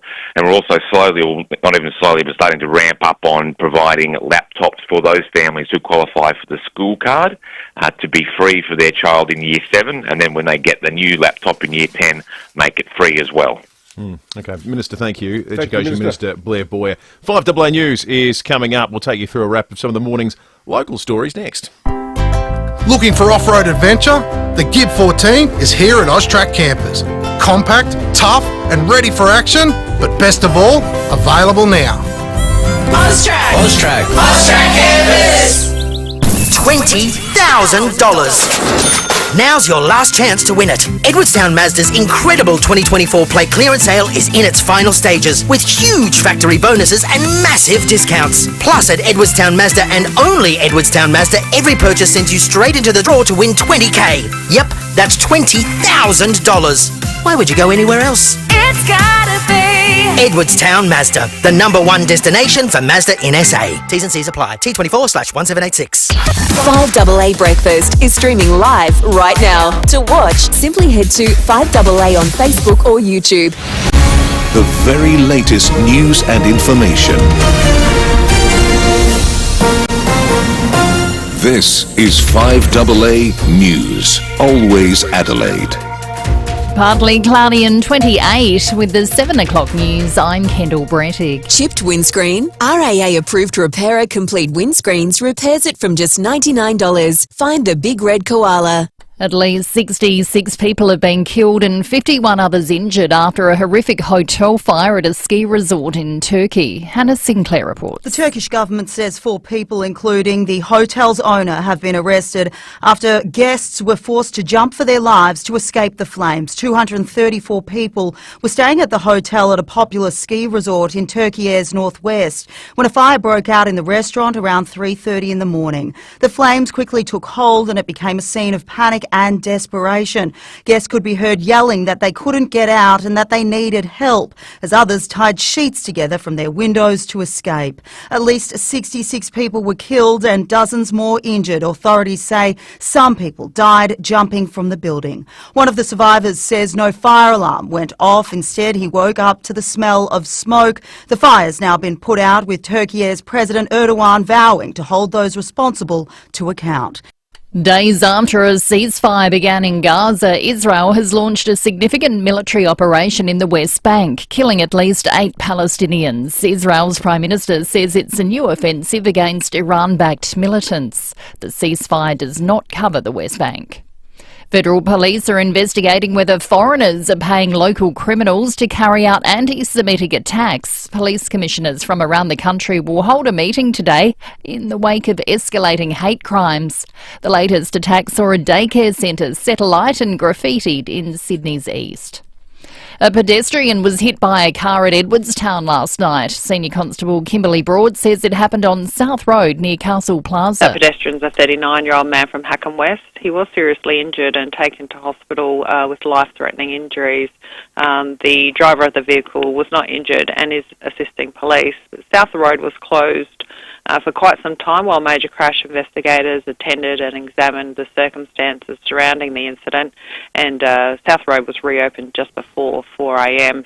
A new immunotherapy drug is proving effective in treating common hormone receptor breast cancers. Gabriel Hodson explains. A clinical trial led by Melbourne's Peter MacCallum Cancer Centre has found that adding an immunotherapy drug to the chemo that patients have before surgery can boost cure rates by as much as 20%. More than 500 Australian women took part, all of them newly diagnosed with the most common type of breast cancer, accounting for 70% of all cases. Researchers have told News Corp a subset of the cancer contains high levels of immune cells which can be activated by immunotherapy to help kill cancer cells. The drug, known as nivolumab, has also been used by patients in 31 countries, but researchers say longer follow-ups are needed to see if it leads to what they call event-free survival. Garth Hudson, the last surviving member of the 60s group known as The Band, has died at the age of 87 in a Woodstock nursing home. The band's biggest hit was The Wait in 1968. And Australian actress Layla Hayes has died aged 85. She's best remembered for playing Beryl Palmer in more than 900 episodes of Sons and Daughters. Now turning to 5AA Sport. Call Gliderol now. Order a new door with operator before the end of February and receive 2 extra handsets. Here's Tom Wren. Thank you, Kendall. Novak Djokovic has won a battle of the heavyweights, beating Carlos Alcaraz in their Australian Open quarter-final clash. Craig Gabriel reports. There were some good points played, but the match between Novak Djokovic and Carlos Alcaraz didn't reach the heights that were hoped for. Alcaraz claimed the first set after trailing early, but then Djokovic took control and beat Alcaraz 4-6, 6-4, 6-3, 6-4, and yet again Alcaraz has failed to beat Djokovic on a hard court. Djokovic now leads their head-to-head 5-3, and this is his 12th time to reach the semis. The 10-time champion will face Alexander Zverev in the final four. The German beat Tommy Paul 7-6, 7-6, 2-6, 6-1. Craig Gabriel, Melbourne, 9 News. And on the women's side of things, there were wins for world number 1 Arina Sabalenka, while Spain's Paula Badoza upset third seed Coco Gauff. Let's get to cricket, and the Hobart Hurricanes are through to the Big Bash final after a 12-run win against the Sydney Sixers. The Sixers will now await the winner of tonight's knockout match between the Sydney Thunder and Melbourne Stars for one more shot at the grand final. Let's get to soccer. Adelaide United will be hoping to cement top spot on the A-League table when they host the second-placed Auckland FC tonight. The Reds are seeking a 4th straight win. Meantime, European Champions League action's on again this morning. Liverpool and Lille are locked at 0-0 about half an hour into their contest, while Aston Villa has already lost to Monaco 1-0. And Stage 2 of the Tour Down Under will begin from Tanunda this morning. It will last 129 kilometres and will also finish in Tanunda and is expected to take a touch over 3 hours. And that's the 5AA Sport. Now checking 5AA traffic. Selling your commercial property for top dollar is made easier with the team at RWC Adelaide. Visit rwcadelaide.com. Morning there, St Mary's. Roads closed due to a burst water main. Ailofts Road between South Road and the Crescent, just near Adrian Bryant's there. Torrens Park Road damage from an earlier burst water main. Blytheville Road near Scotch College. And the Tour Down Under heading up to the beautiful Barossa today. Look out for road closures around Tanunda through till around 7. Getting busy South Road, Karata Park with a camera made terrace at Lockleys.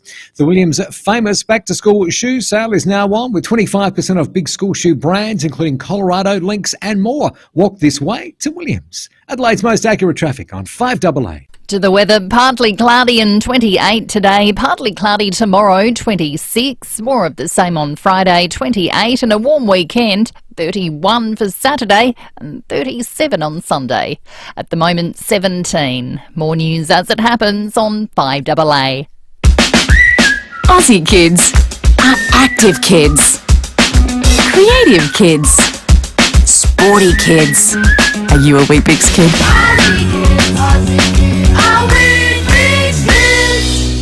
Ready for a fresh start in the location you love? Speak with Rossdale Homes. At Rossdale, we specialise in knockdown rebuilds, giving you a brand new home at your favourite address. Whether it's a single story, 2-story or split level design, we'll custom build a home that fits your style, needs and budget. And with our fixed price contracts, you'll have complete peace of mind from start to finish. Rossdale Homes, your local SA builder, because trust is a must. Sale is now on at Qantas. Plan your 2025 getaway with flights across Australia on sale for 72 hours only. Recharge on a tropical island, explore a new city, or escape for the ultimate outback adventure.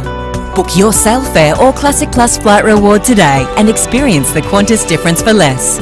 Hurry, sail ends January 23 unless sold out prior. You must be a Qantas frequent flyer to earn and use Qantas points. Conditions apply. In Adelaide and across South Australia, this is 5AA, always Adelaide. Drive away in the Tucson Hybrid by Hyundai from just $46,990 drive away. T's and C's apply. David Penberthy and Will Goodings, 5AA Breakfast. 8 minutes after 7. Good morning to you if you're joining us for the very first time on this Wednesday, the 22nd of January. I think the headline weather-wise, not about what's happening today or tomorrow, it's Australia Day. 37 degrees, the forecast reads this morning. It's going to be a hot one this weekend. Cools off ever so slightly for Monday, but there is some hot weather ahead if you've got the Sunday barbecue being planned. Can I also say too, this is one way Trump's changed the world. Did you see that text we got about half an hour ago from someone going, when we were talking about the weather this Sunday, and we said, it's going to be an absolute cracking day. Why don't you just come out and say Australia Day? Well, for the benefit of that listener, Will just did, and I think I've already said the term Australia Day about 3 times before the show. Not everything's a conspiracy. Not everything's a conspiracy. Sometimes it's just me reading out the weather, and the way the Bureau lists it is by day. Nothing is you-know-what, dude. Friday, Saturday, Sunday. Which is, of course, Australia Day, our national holiday. Not everything's a conspiracy. Not everything is a conspiracy. Hang on, sorry, the guy upstairs is just whispering in my ear. Move on, he says. Okay.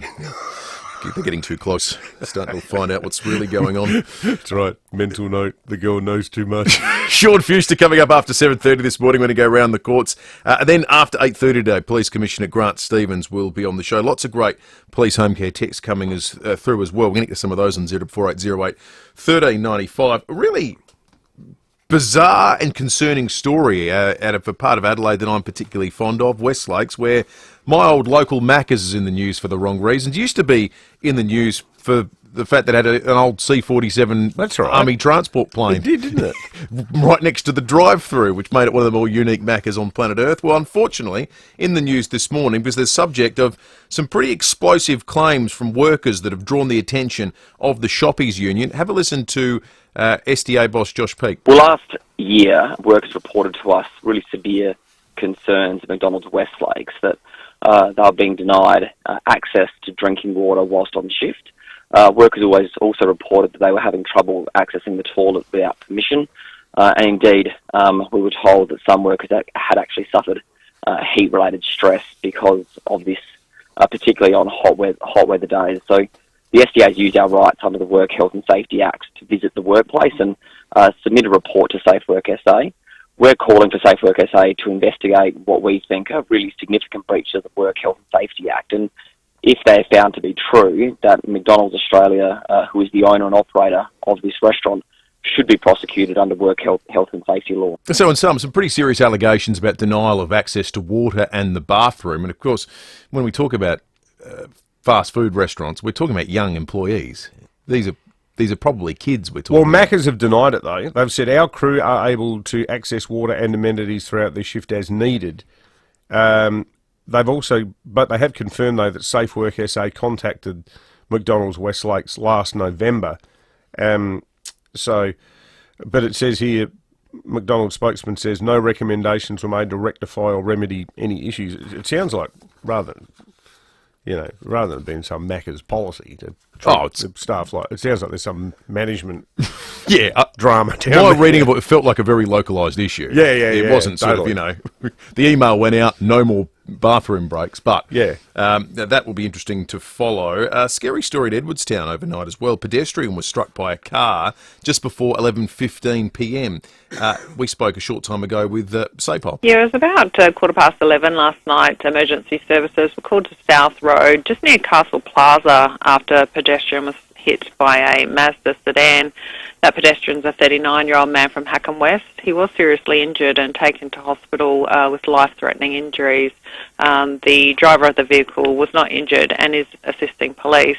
South Road was closed for quite some time while major crash investigators attended and examined the circumstances surrounding the incident, and South Road was reopened just before 4 a.m. So we're just asking if anybody witnessed the crash or has dashcam or CCTV and hasn't yet spoken with investigators, if they could give us a call on the Crime Stoppers number 1800 333 000. There's been an interesting tidbit in 5AA News running throughout the morning that we haven't explicitly spoken about yet, but I think it's a really interesting sign of the times story, and if it bears out, I just wonder what it says about Australia's vulnerability to overseas actors. The Federal Police Commissioner, Reece Kershaw, has said crooks are potentially being paid in cryptocurrency for carrying out fire bombings and the anti-Semitic attacks that we've seen take hold right across New South Wales. He says we're looking at whether overseas actors or individuals have paid local criminals in Australia to carry out some of these crimes. We're looking at if or how they've been paid, for example, in crypto, which is harder for police to track down. Now, this comes about, of course, with that horrific firebombing of a childcare facility in just the last couple of days, but a spate of issues that Premier Chris Minns in New South Wales has addressed. The rise in anti-Semitic attacks in New South Wales is a major concern for the state, the primary concern for New South Wales. The last one, obviously, so graphic and confronting that it forced the Prime Minister to call a national cabinet. He says there'll be a national database formed to keep track of these incidents. I don't know why it's taken this long. Well, that was the national cabinet meeting. He spent months saying we didn't need to have one. That's right. Like there's been something like 15 of these attacks now, and you know, poor old Albo, he's tried to walk the both sides of the street on this stuff. Like whenever a synagogue is set on fire, he says we need to stand up to both, you know, anti-Semitism and Islamophobia. Well, you know, most times when he says things like that, nothing's happened the previous night at the Lakemba Mosque. You know, there's Jewish teenagers aren't running around in the dead of night writing rude things about the Prophet Muhammad on the side of the Auburn Mosque. No one's been beaten up in the main street of Punchbowl or Lakemba. You know, this is where Chris Minns, is the New South Wales Labor Premier, I think, is from someone on the broad left of politics. The rest of them should take a leaf out of that guy's book, because he's called this for what it is. You know, the hatred of Jews. It is just the oldest hatred on earth. And you know, all these other lefties tie themselves in knots going, oh, it's complicated. No, it's not bloody complicated. This is a school next to, a childcare centre, right next to a synagogue that a lot of Jewish kids go to, and someone's written F the Jews on the side of it. It ain't complicated. I perversely take some heart. I hope this is true, actually. I hope this is true, this story, but with the AFB's line of inquiry. Because to this point in time, I've assumed that there are these anti-Semitic elements that exist in Australia and in New South Wales. This has just become part and parcel of those communities. I actually would sleep better at night thinking, well, there's just some nefarious activity from overseas finding local crims and paying them large sums of money to do it. Well, I think that is a what's the word I'm looking for? I think it's a forlorn hope, Will. Wishful thinking. It's wishful thinking. Yeah. I mean, I really wonder whether, thinking back to our borderline Hamas-sponsored Writers' Week that we had down the road a few years ago, that a lot of people, middle-class, educated people, can sit there listening to an author who has actively cheered the murder of a Jewish civilian purely because he did IT work years ago as required when he did his military service for Mossad. The guy was killed going to a wedding, and one of the authors who was there had openly derided and cheered on his death and laughed about the fact that anybody would mourn him, called him human garbage. And all these middle-class idiots with their cheesecloth book bags sit there going, oh, this is nice. There's been the sort of normalisation of hatred. That's just been fanned out and flushed out.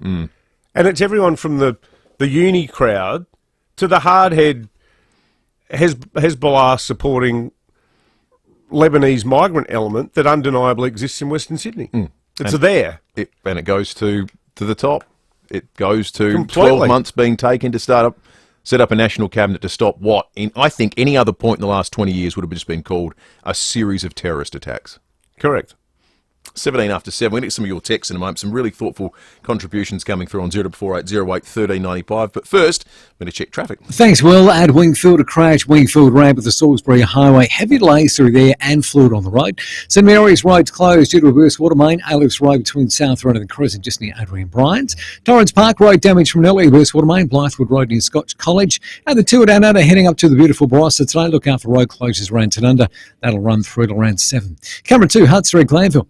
Stop drink driving, and South Australia Police will stop you. With more patrols and more driver testing stations, think road safety. A message from the Government of South Australia. Adelaide's most accurate traffic on 5AA. 5AA Mornings with Graham Goodings. Inauguration Day, the 47th President sworn in at an indoor ceremony. We are in for a very interesting 4 years. Actually, from listening to his speech, it's probably one of the better speeches that he's delivered. He certainly hit the ground running, signing 200 executive orders. Graham Goodings. I get the impression that with Donald Trump, what he says he wants to do, he will in fact do. Weekday mornings from 9 on 5AA. Always Adelaide. I'm high! The Excelsior Hotel has always felt like home, and right now, you can tuck into a schnitty and a pint for just $22 in the front bar. Not bad, hey? That's a schnitty and a pint for just $22, only in the front bar. Make sure you check out their $20 jugs of the month too, plus live acoustic music every Saturday and Sunday from 5 till 8 p.m. The Excelsior Hotel feels like home, but better. You just know it's a Barreau Hotel. It all started in the back shed. Maybe it started early. Or late. Either way, the Olympic Industry sale means there's no need to wait. With big savings on our entire range of SA-engineered sheds, garages, carports and verandas, you can afford to start something big, tough, or tasty in your own backyard. Start something with the Olympic Industry sale. On now. Next time you pour Fluorio milk into your coffee or tea, over your cereal or in your smoothie, you're closer to being an SA dairy farmer than you think. 100% of Fluorio Co milk comes from our state's best dairy farmers and their families. So when you buy any Fluorio milk product, you become part of that big family too, doing your bit to support our farming families. Look for the local in your supermarket. Fluorio Milk Company. We're for SA dairy farmers. Planning a cruise of any sort can be a little daunting, especially if you're thinking about taking the whole family, because there are so many variables to consider. But that's why it's best to speak with Cruising Australia. They're not tied to any particular cruise company, which means they have real flexibility when it comes to planning your cruise. Plus, they'll manage absolutely everything from flights and accommodation to which type of cabin best suits your situation.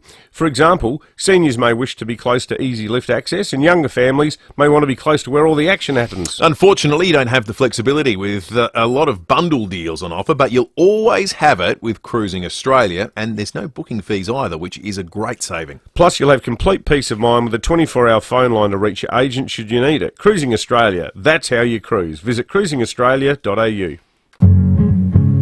Hi, Brett Ebbett here for Mawson Lakes Mazda. We've been doing deals on a huge range of 2024 plate Mazdas, and we've just received truckloads more of them, all priced to clear. These drive-away deals on new Mazdas include free 12 months rego, free stamp duty, and accessory packs worth $500. Yep, absolutely free. All exclusive to Mawson Lakes Mazda. No gimmicks, just great deals. Mawson Lakes Mazda, Salisbury Highway, T's and C's apply. Rosanna Mangiarelli here from 7 News. Join me and Will Goodings for Adelaide's leading news hour, 7 News, tonight at 6 o'clock. Drive away in the Tucson Hybrid by Hyundai from just $46,990 drive away. T's and C's apply. David Penberthy and Will Goodings. 5AA Breakfast. 22 minutes after 7. I think we should catch up on some terrific contributions from our listeners on the Police Home Care text line. Geez, I just caught a glimpse of a beautiful, the sun up and about. Magnificent Adelaide morning. There it is. Thank you, Brooklyn, on the Foodland Supermarkets Facebook and YouTube live stream. Big, beautiful sun over the hills. The silhouette of the city in the foreground. It's well worth tuning into the live stream each and every morning. What are the people saying, David? Quite a lot of negativity about our interview before 7 o'clock with Sarah Hanson-Young. We told her that on air. We said, brace yourself. I think Sarah Hanson-Young's been around long enough to know what happens when she comes in 5 to 1. That's right. You're not on the ABC now, Senator. One here saying that it's funny that the Greens are quite unfussed about the treatment of Israeli civilians, yet they're extremely upset about what's happening in the United States. Somebody else simply says, why don't you get a job in the real world, SHY? And a lot of people are saying that the idea that government should provide sort of cradle-to-grave subsidies for absolutely every realm of human behaviour, e.g. going to school, is absurd and will send the country broke. I don't want to be too meta about it. I think this is a really interesting point because I think it's been a traditional conservative position to argue about personal responsibility. And we got lots of texts, I think, and I agree with them, saying you chose to have a child, you're going to bear some costs. That's just the reality of the world. But you know what? The new conservative position is we should be encouraging people to have children at all costs because of declining birth rates and what that means about the future of the West. And they are two, at times, contradictory positions. Yeah. Because people are taking personal responsibility and having fewer children. I don't think it should be unfettered access for everyone. But, let's not forget, though, we've spent a lot of the last 18 months talking about how people are so stretched or have been so stretched over the last year or so that they've been going to places like the Hutt Street Centre to have lunch. Yes. Because they can't pay for their mortgage. So the fact that people have had kids in better economic times and suddenly find themselves unable to pay for even their own food, their kids' food for school lunches and stuff like that, I think there's an argument that there should be some sort of assistance. This is the crux of, I think, this is the simplistic version of the economic debate in Australia at the moment. When times are tough, is it that it's government's responsibility to end the tough times as soon as possible or help people through them? Because that's been the tension in Australia at the moment. More subsidies, more spending, higher and longer inflation. Yeah. Or don't do any of it, people lose jobs, people are in dire straits, but it ends quicker. Yeah. I think that's, in a sense, a lot of what this next election is going to boil down to. Correct. 24 after 7, Jade Robrin's out on the road for us. Morning again, Jade. Good morning, guys. Now, Australia Day is this Sunday, as we know, and we know that every year it raises a debate about the date, and it does evoke a lot of emotion out there. But residents in Mount Barker, they're furious with their Adelaide Hills Council for funding and promoting a survival event. Now, it's held on the 26th of Australia, on Australia Day, a Survival Day event. Now, last Friday, the council posted on Facebook inviting the community to respectfully mark Survival Day, an event organised by Ruby Hunter Foundation with the support of a grant of $5,000 from the council. Now, it's going to be held at the Larratinga Pavilion, 100 Springs Road, from 11 a.m. till 5 p.m. It promises political speeches, First Nations stalls, film screenings of Wash My Soul in the River, kids zone, music, dancing, food, all of those sorts of things. Now, Councillor Rebecca Hewitt, she asked residents through a Facebook poll if they supported council funding of the event. Now, not surprisingly, out of 645 poll voters, 85% did not support the council. She's been inundated with phone calls, people really quite annoyed about this. Now, that sparked a very quick email from the Mayor to Ms Hewitt, which said, your actions in the attached Facebook post are not acceptable and a breach of the behavioural standards for council members. So yeah, don't engage with your voters. Quickly deleted.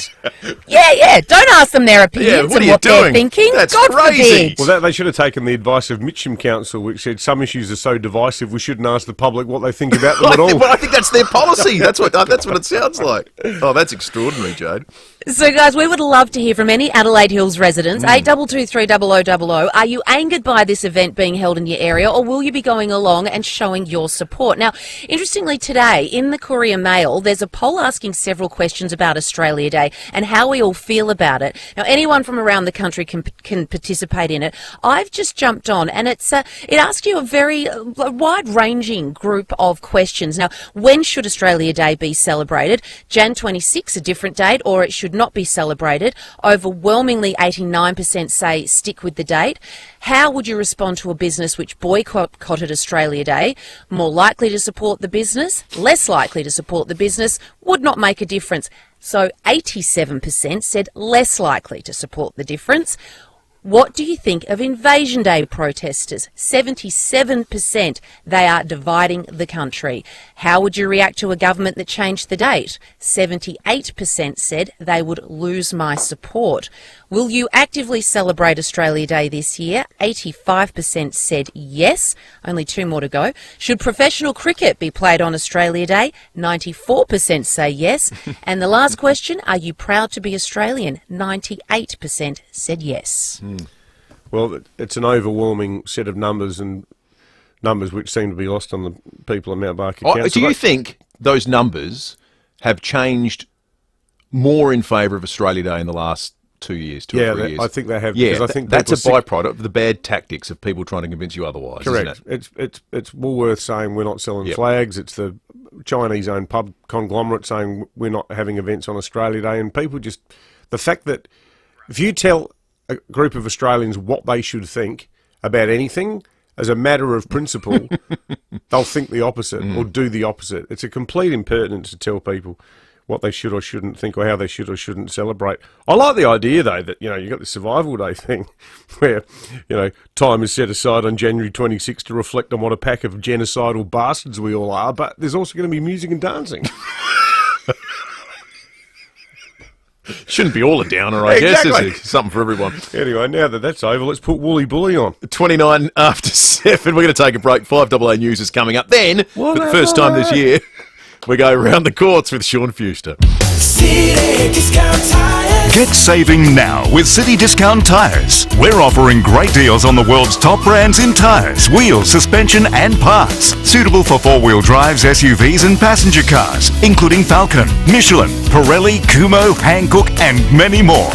Finance options available. Search citydiscounttires.com.au and locate your nearest dealer today. City Discount Tires. We're driven by value. City Discount Tires. A new garage door to your home can improve the street appeal and value of your most prized possession. Call Gliderol now and order a new door and operator before the end of February and receive 2 extra handsets. Plus, we'll take down and remove your existing door at no charge. Call Gliderol now for a free measure and quote on 1300 799 144. Some T's and C's apply. Retail customers only. Call Gliderol today or visit gliderol.com.au. Has the bank recently declined your business loan? Universal Finance is South Australian finance company that makes secured and unsecured business loans easy by not requiring financials and offering lightning-fast settlement. Since 1999, the team at Universal Finance have helped Australian businesses achieve their financial goals. They have an extensive panel of private investors, cutting out the middleman and allowing clients to go direct to the source on funds, saving on fees and time. So if you're looking for a business loan, especially if you found it tricky or you've been declined, search Universal Finance or visit their Kent Town office today. This is general advice only. Consider the terms and conditions before determining whether this advice is suitable for your situation. Summer's here. Time to get your new Woolco pool blanket. Made from quality materials, a Woolco pool blanket will keep your pool clean, warm and reduce evaporation. Uncover the savings now. Visit woolco.com.au.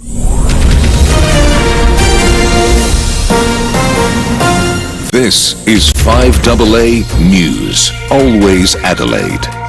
Partly cloudy and 28 with the 7:30 news. I'm Kendall Brettig. Make RAA approved windscreen repairer, Complete Windscreens, your insurer repairer of choice. Visit completewindscreens.com.au. The death toll from a fire at a hotel in Turkey has risen to 76. 51 others are injured after flames broke out at the ski resort. Patrons were seen jumping out of windows or scaling the hotel's exterior with bed sheets to escape. 4 people, including the hotel's manager, have been detained. There are concerns foreign criminals could be paying locals to carry out anti-Semitic attacks in Australia. Federal police have been brought in to investigate.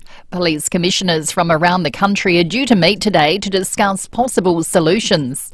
Senior Government Minister Jason Clare says it needs to be addressed. There's no place for that sort of poison in Australia.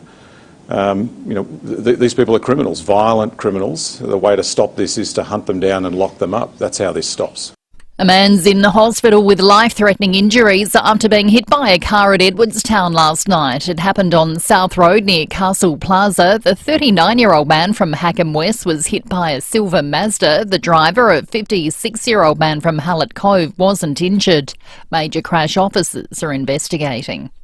And a man and woman have been arrested after they were caught breaking into a shed at Morford Vale this morning. Senior Constable Kimberly Broad says a resident in McMahon Road called police around 3 a.m. Patrols quickly responded and located a man and woman hiding in the rear yard and saw that a number of tools had been removed from the shed in readiness to be taken. So that pair is a 25-year-old man from Hackham and a 25-year-old woman from Salisbury Downs. They've been charged with serious criminal trespass and theft. A stolen Toyota Hilux was also found near the scene. Australians are skipping sun protection on cloudy and rainy days, even when UV levels are high. Research shows 89% of the population's aware of the damage which radiation can cause, but 43% rarely check the UV index. Dr Priya Shagan says many people are knowingly exposing themselves to the sun without adequate protection. Many are skipping sun protection on cloudy or rainy days, and this is when cancer-causing UV radiation can be extreme. So our research showed that half of Australians say that they protect their skin when the sun's out, but only 6% say that they do so when it's cloudy or rainy. And funding for the Brisbane Olympics has failed to take into account an athlete's village. The cost is expected to add almost $3.5 billion to the bill, the equivalent of building a new stadium. Queensland's Deputy Premier is calling out the former government for only allocating $155 million to the build. Now turning to 5AA Sport. Call Gliderol now. Order a new door with operator before the end of February and receive 2 extra handsets. Here's Tom Wren. Thank you, Kendall. Novak Djokovic has played through injury last night in his Australian Open quarter-final win over Carlos Alcaraz. The Serbian came from a set down to beat the Spaniard in 4, setting up a semi-final against Alexander Zverev. In the women's semi-finals, two-time defending champion Aryna Sabalenka will play against Spain's Paula Badoza. Sabalenka says she's very happy to see Badoza back to her best. She's a great player and she's been through a lot, and now she's back on her best game. I'm really happy to see that, and yeah, I saw her games here. She's playing really great tennis. I think I just need to focus on myself, and I have to stay aggressive, and I have to put her under a lot of pressure. The quarterfinals continue tonight. Alex de Minaur takes on world number 1 and defending champion Yannick Sinner. Let's go to soccer, and Adelaide United coach Carl Veart is forecasting a couple of changes against Auckland FC in tonight's top-of-the-table clash, and that's despite winning their past 3 matches. The Reds are on a quick turnaround after beating the Melbourne Victory in an intense 3-2 win on Saturday night, and Veart says keeper Ethan Cox is a chance to start again after impressing with the gloves against the Victory. Meantime, Liverpool's golden run in the European Champions League looks set to continue, currently leading Lille 1-0 as the second half gets set to resume. And it was a familiar source, Mo Salah, putting them in front. And here's Mo Salah, and he's drawn the goalkeeper, and he's beaten the goalkeeper, and Liverpool lead after 33 minutes. Audio there thanks to Stan Sport. Earlier, Aston Villa lost 1-0 to AS Monaco. Well, 29-year-old cyclist Sam Welsford from Australia will wear the ochre jersey for Stage 2 of the Tour Down Under today after just holding on to win Stage 1 yesterday. He's done it and he's got the victory again, I think. Oh, yeah, he got there.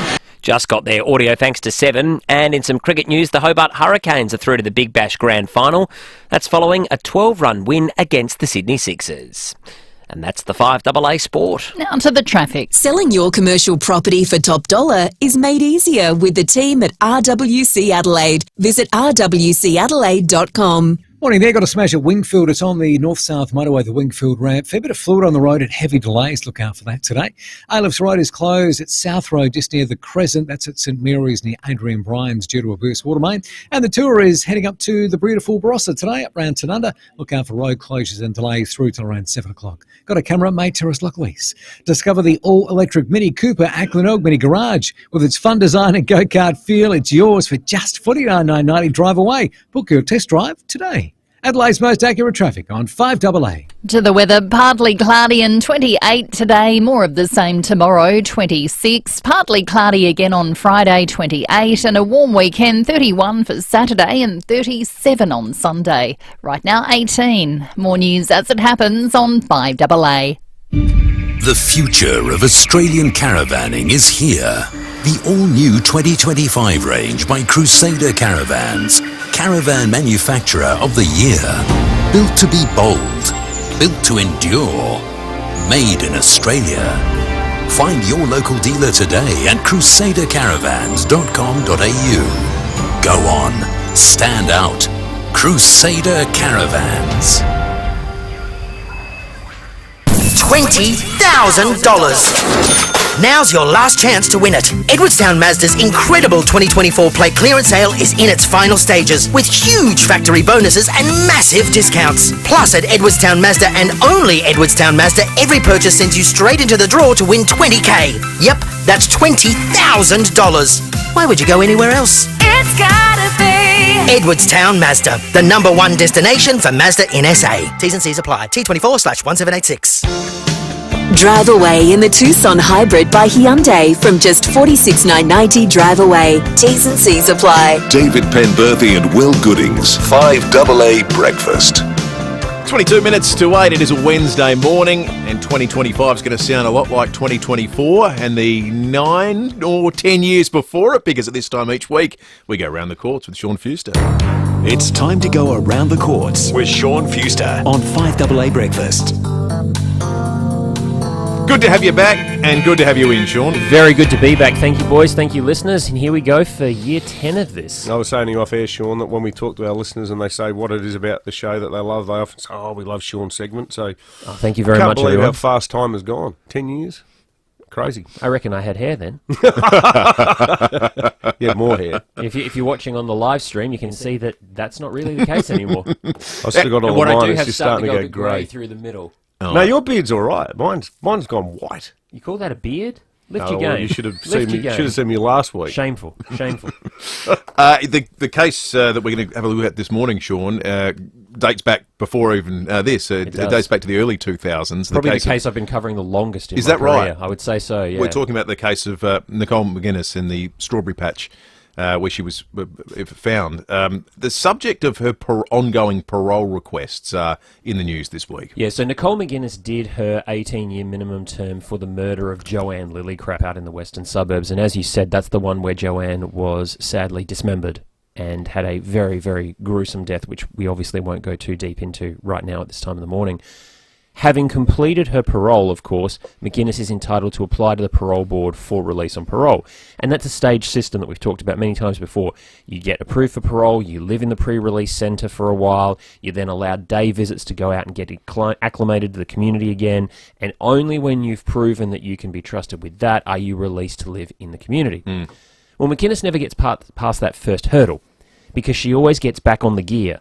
Literally. She was high on benzodiazepines when she murdered Joanne, and within days of getting on parole, each and every time, she goes out and she gets high again. This time, which is time number 3, was the worst time. Not only did she get on the gear in terms of the benzodiazepines, she got on the morphine, and then somehow she managed to get herself $400 worth of heroin while on parole, while not earning any money. Somehow got across $400 of heroin, then lied to the authorities about taking it, and swapped her urine test with another parolee to try to hide it. It's all pretty calculated. Now, the parole authorities figured this out. This Right. is the thing. They figured it out within hours. So within 46 days of being granted parole, Nicole McGinness had breached her parole 5 times. In 46 days. Far out. Joanne Lillycrap's brother... Why this revolving door, though? Why do we Yeah. keep giving her more chances if she's shown no attempt to keep herself on the straight and narrow? Because while she's in custody, we heard in court the other day, she's a model prisoner. It's the minute you give her a little lick of freedom that she goes hog wild. Well, for her safety and everyone's, there's clearly one logical place for her to be housed. Well, that's exactly as I think Will was about to say in terms of Joanne's brother, Ron. Like, that's exactly what Ron's saying. Think about this. This man has been coming to court and giving victim impact statements repeatedly over the course of 20-something years, having to relive his sibling's murder again and again to try to keep the murderer inside, when all of the independent evidence from the authorities is this woman cannot look after herself in the community. So what's the process by which any future parole is, or opportunity to get to stage 1 is determined? Surely past performance is taken into account. Well, you'd think that, and that was certainly the argument of the DPP the other day, because now it goes to the Supreme Court. When you've stuffed up this many times, you have to apply not just to the parole board for your parole, but to the Supreme Court to set you a new non-parole period. Effectively, when you void parole, your original sentence reactivates, because, of course, murder is a life sentence. So every time someone on a life sentence breaches parole, the life sentence reactivates, you go back into prison, you've got to go through the process again of asking for a non-parole period. Justice Anne Bampton of the Supreme Court will be deciding that. She heard submissions the other day. The DPP said much what we're saying here. Clearly, this has proven that she can't be trusted. She's inevitably going to have to be given another non-parole period because the law demands that. What does the law say? The law says that when you finish your maximum sentence, you need to be given parole unless there are stringent reasons against. And these aren't stringent reasons. Well, the DPP is saying Not yet, because the model behaviour in prison still indicates that there is rehabilitative potential. It's just a matter of what do you do when the door's open. So they're saying whatever period she gets inside this time needs to be long enough for people to really look at this, monitor this, and figure out a strategy. Defence counsel are saying, well, Your Honour, we said last time this was a false start, so we're going to say this is another false start, which doesn't really fly. How many false starts do you get? Exactly right. And for the family of Joanne Lillycrap, this is, as I said, a torture. Ron walked out and said, well, I've said my piece, I've given another victim impact statement, we'll be back here in 2 years, I'll see you all then. You know, isn't that terrible? He's in his late 70s. For this bloke. That's right. He's in his late 70s. Should be playing lawn bowls. Should be doing whatever he wants, and he's been dealing with this his entire adult and retired life. You know. Yeah. He was in his mid-50s when Joanne was murdered. So imagine that you hit retirement age, you're ready to finish up, and then the rest of your life is being dictated by the fact that your sibling's killer can't get their act together. Well, you never get over it because you're constantly being reminded. You never about get a chance. No closure. How old's Nicole McGinness? Nicole is in her 50s now. She's the age that Joanne was when Joanne was murdered. There's not... there's no way to satisfy the law and both the reality that this person seems incapable of re-entering society. Is there where you could say, okay, you'll get another chance of parole in 40 years? The only way that I can see, and admittedly I'm not up on all of this, is I think about the members of the criminal fraternity who are told that they are being held without parole, like Bunting and Wagner, or those for whom the government keeps intervening, like Bever Spencer, Von Einem. The only thing I could think is whether there was a political intervention here to say she needs to stay in for X period. But again, with due deference to Francis Nelson and the parole board, I don't know how that works, or how that would work. Sure. Now, I made the mistake of trying to correct you before we came on air this morning, Sean, and I had it completely wrong because you told me Just Lawful, returning this Sunday, this week, is entering its 5th season. I said, there's no way you've been doing it for 5 years. But it turns out that is absolutely the case. Season 5 is starting this week. Season 5, picking up where Season 4 left off, finishing on the cliffhanger that we left you on last year that many people told us was really the dirtiest of pool. So sorry about that, not sorry at all. I would blame Daniel, but he'll ring in and say it was my fault, so we'll just leave it at that. Indeed. And with that is what Daniel likes to say, and it drives people nuts. So we're really looking forward to picking up that up this year, and Daniel asks me a question in the next couple of episodes that leads us down a very interesting rabbit hole, so I'm looking forward to seeing people's reaction to that. Yeah, absolutely, as always. It's great to have you in, Sean, and great to have him on board for 2025. Thanks, guys. See you next week. It's coming up to 14 minutes to 8. Stick around on the other side of the break. A big and important interview with regard to the future of the steelworks in Whyalla. We're going to be speaking with one of the chief engineers for the GFG Alliance about some of the issues they've got and what the... this is almost a bonus breaking at 8 today. It's yeah, a good story. It is. And what the situation is going forward. But it might actually be a good story. Well, we'll find out on the other side of the break. First, traffic. Thanks, Will. At Wingfield, a crash. Wingfield ran with the Salisbury Highway. Really heavy delays inbound at the moment. A lot of fluid on the road. Take it easy through there. St Mary's Road's closed due to a burst water main. That's Alice Road between South Road and the Crescent, just near Adrian Bryant's. And Torrance Park Road damage following a burst water main. Blythewood Road near Scots College. To it and heading up to the beautiful Barossa today. Look out for detours around Tanunda and the area. And got a camera Frederick Road at Seaton. Look for the RAA sign at over 400 independent RAA approved repairers across SA. You know you can trust them because RAA do. Adelaide's most accurate traffic on 5AA.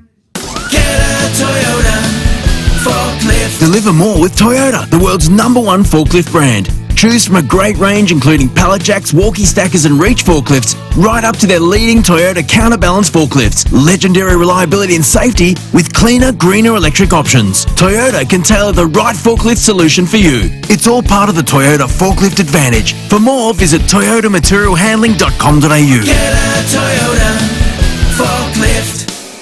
NRG Solar knows that solar isn't just about panels. It's about future-proofing. Start your journey to self-sufficiency today. Be the visionary. Take charge. NRG Solar's new warehouse is fully stocked with a stunning range of wholesale solar and battery equipment. See it for yourself. Discover the power of solar at NRG Solar. Call 1300 858 160 or visit nrgsolar.com.au and make tomorrow brighter.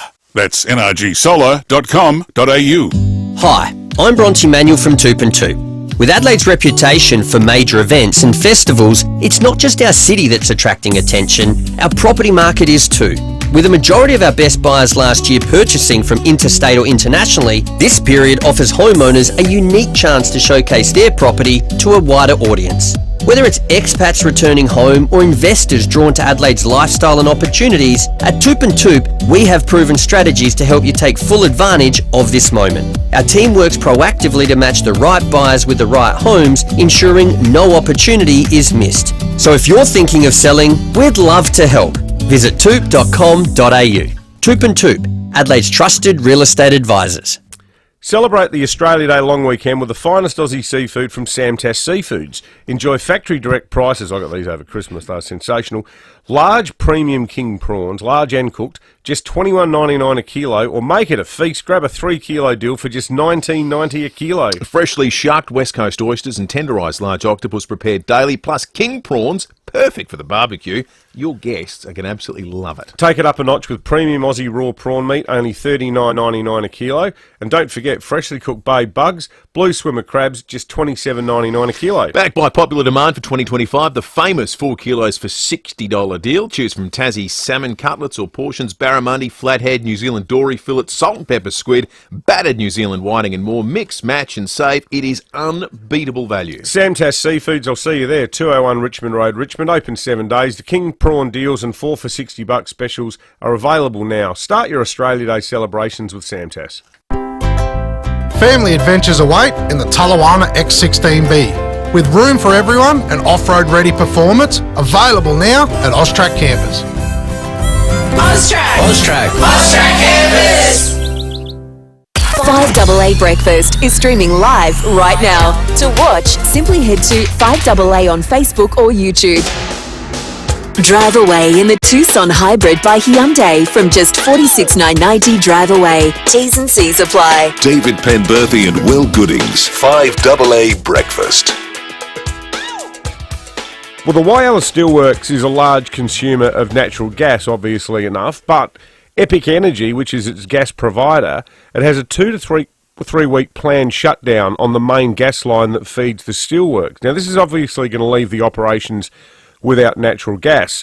In response, however, the Whyalla team is working on an alternative strategy that will keep the blast furnace open and the steelworks in operations. Joining us now is GFG's Global Chief Manufacturer, Teens Victor, who is leading what's called the Back to Black task force. Now, Mr. Victor, he was also previously the Executive Managing Director of the Whyalla Steelworks and lived in Whyalla for 15 years. Mr. Victor, thanks so much for joining us. This has obviously come at what's been a pretty fraught time for GFG at the steelworks. How are you going to come up with a workaround to keep things going? David, we obviously, this is a planned shut, and we were aware of this long in advance, and we had enough time to work through all of the complications that will be induced by the lack of natural gas. So we understand the implications. We will unfortunately have to take some of the facilities down. So the rolling mill and the pellet plant, which are the bigger consumers of natural gas, will unfortunately not be operating during this period. The blast furnace, which is also a big consumer, we have an alternative operating strategy where we can actually run the blast furnace on a all-coke operation. It is different, and we carefully navigate through this. But we are confident that we can run the blast furnace and the steel making, so that we at least produce semi-finished products and we keep the blast furnace running. So you think that when you say semi-finished products, does it mean that for that period, even though it's not really that long, but does it mean for that period that GFG won't be able to make finished steel products? Yes, that's correct. But David, what is important is to understand there's actually 3 categories of products that we produce in the steelworks. The one is a billet that goes to our East Coast businesses, and that we can still produce, and we can still provide that to our East Coast businesses. The other two products is the rail products that we produce, as well as the heavy sections, hot rolled sections. Those sections and the rail we will not be able to produce for this period. That's correct. Right. And just in terms of the blast furnace, given that it was months and months of speculation around getting it back on, it absolutely has to stay on, does it not? Like, I'm clearly not an engineer, but my understanding was that part of the problem that it had in the past was that once it became unoperational, it was really hard to get it back online again. So it would have to be extremely important to keep it going in the absence of gas, correct? Absolutely, David. And I'd like to use this opportunity just also to say that how proud I am of the Whyalla team. The guys and girls have worked incredibly hard over the last 2 months to actually get that facility up and running. And all that effort has put us into a position where on the 5th of January, we actually got the blast furnace stable enough and the quality of the product good enough that we could start all of the other facilities. And the plant from that date was actually running all of the facilities as per plan. And it is, as you say, it is absolutely critical for us to not lose all of the ground that we made up in that 2 months. So it is critical to keep the blast furnace running. And Mr. Victor, do you think that the fact that, as you said before, the pellet plant and the rolling mill are going to be stopped for the duration, there's obviously been significant concern in Whyalla about jobs, the ongoing viability of jobs. Do you think anyone is going to be laid off even temporarily as a result of those closures over the coming weeks? No, not at all, David, no. In fact, as you said before, this is, in terms of a manufacturing facility, 2 to 3 weeks is not a very long time. And in fact, both of those facilities, the pellet plant as well as the rolling mill, will do some very important maintenance work. So there's no threat whatsoever based on the 2 to 3 weeks of any job losses. And in fact, I think it is also important to say that as we start ramping up the facility, after the natural gas has been restored, we will then push 1 million tons of steel per annum. And for that, we will have to, in fact, do some recruitment. Last year, due to the very low volumes of steel that was produced, and also because of some retirements, we are actually now in a position where we don't have sufficient people to run the facility at 1 million tons, and we are working through a process now of identifying the additional positions, and we will start a recruitment process soon. Well, that's good news. That'd be great news for the people of Whyalla listening to the show. Just finally, Mr. Victor, as someone who made Whyalla your own home for a decade and a half, and also having been the boss there, the executive managing director of the Steelworks, are you confident about its future? I mean, we're talking about recruiting people. That's a much more positive sign than anything I've heard over the last 6 months or so about GFG. Yes, David. I'm confident. I've again seen the capability and the resilience that sit in that team. The community is very supportive, even in the current tough times. What I have to say is that we have to understand that to run that business at a viable level, as it is today, will be a tough challenge, and it's a tough road that sits in front of us. But if I have to back a team worldwide in a steel plant, I will back the Whyalla team, and I'm confident that we'll get there. Teens Victor from GFG, thanks so much for joining us this morning on 5AA. 3 minutes to 8 coming up very shortly, breaking at 8. More on Australia Day. Businesses that have taken a different tack. Stick around for that. Also, 8:30, we'll see the Police Commissioner Grant Stevens enter the studio. We'll talk to him for the first time this year. Youth crime, again, the spotlight. Also, soft targets like liquor stores being hit repeatedly. In Plympton, the highway hit twice in just a week. What does he plan to do about it? We'll find out after 8:30. As always, to appreciate your contributions, the Police Home Care text line 0448 08 1395, or you can give us a buzz on 8223 0000. I'll grab a few people I know. We'll mark out some places to go. There's no invitation, just a destination, and that's the best freedom I know. Jump in the Jayco. Jump in the Jayco.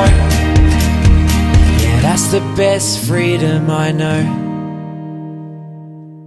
If you need to fix your pipes, call Precise. Call Precise. If your toilet's blocking up, call Precise. Call Precise. If your lights aren't turning on, or your hot water is gone, or a plumber or an electrician, call Precise. Precise. Precise Plumbing and Electrical. Call 1300 700 200. That's 1300 700 200. Precise Plumbing and Electrical. On time, on budget, on the job. Or a plumber or an electrician, call Precise. Call Precise.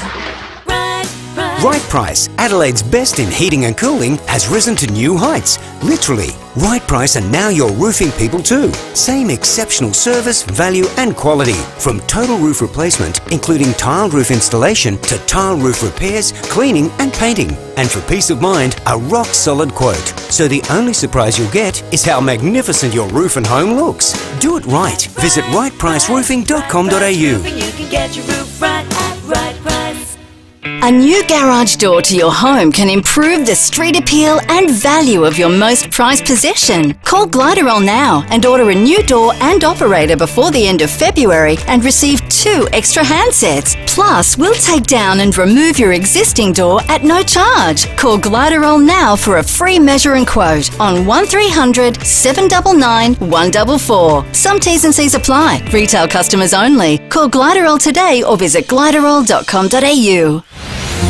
The latest local, national and international news for South Australia.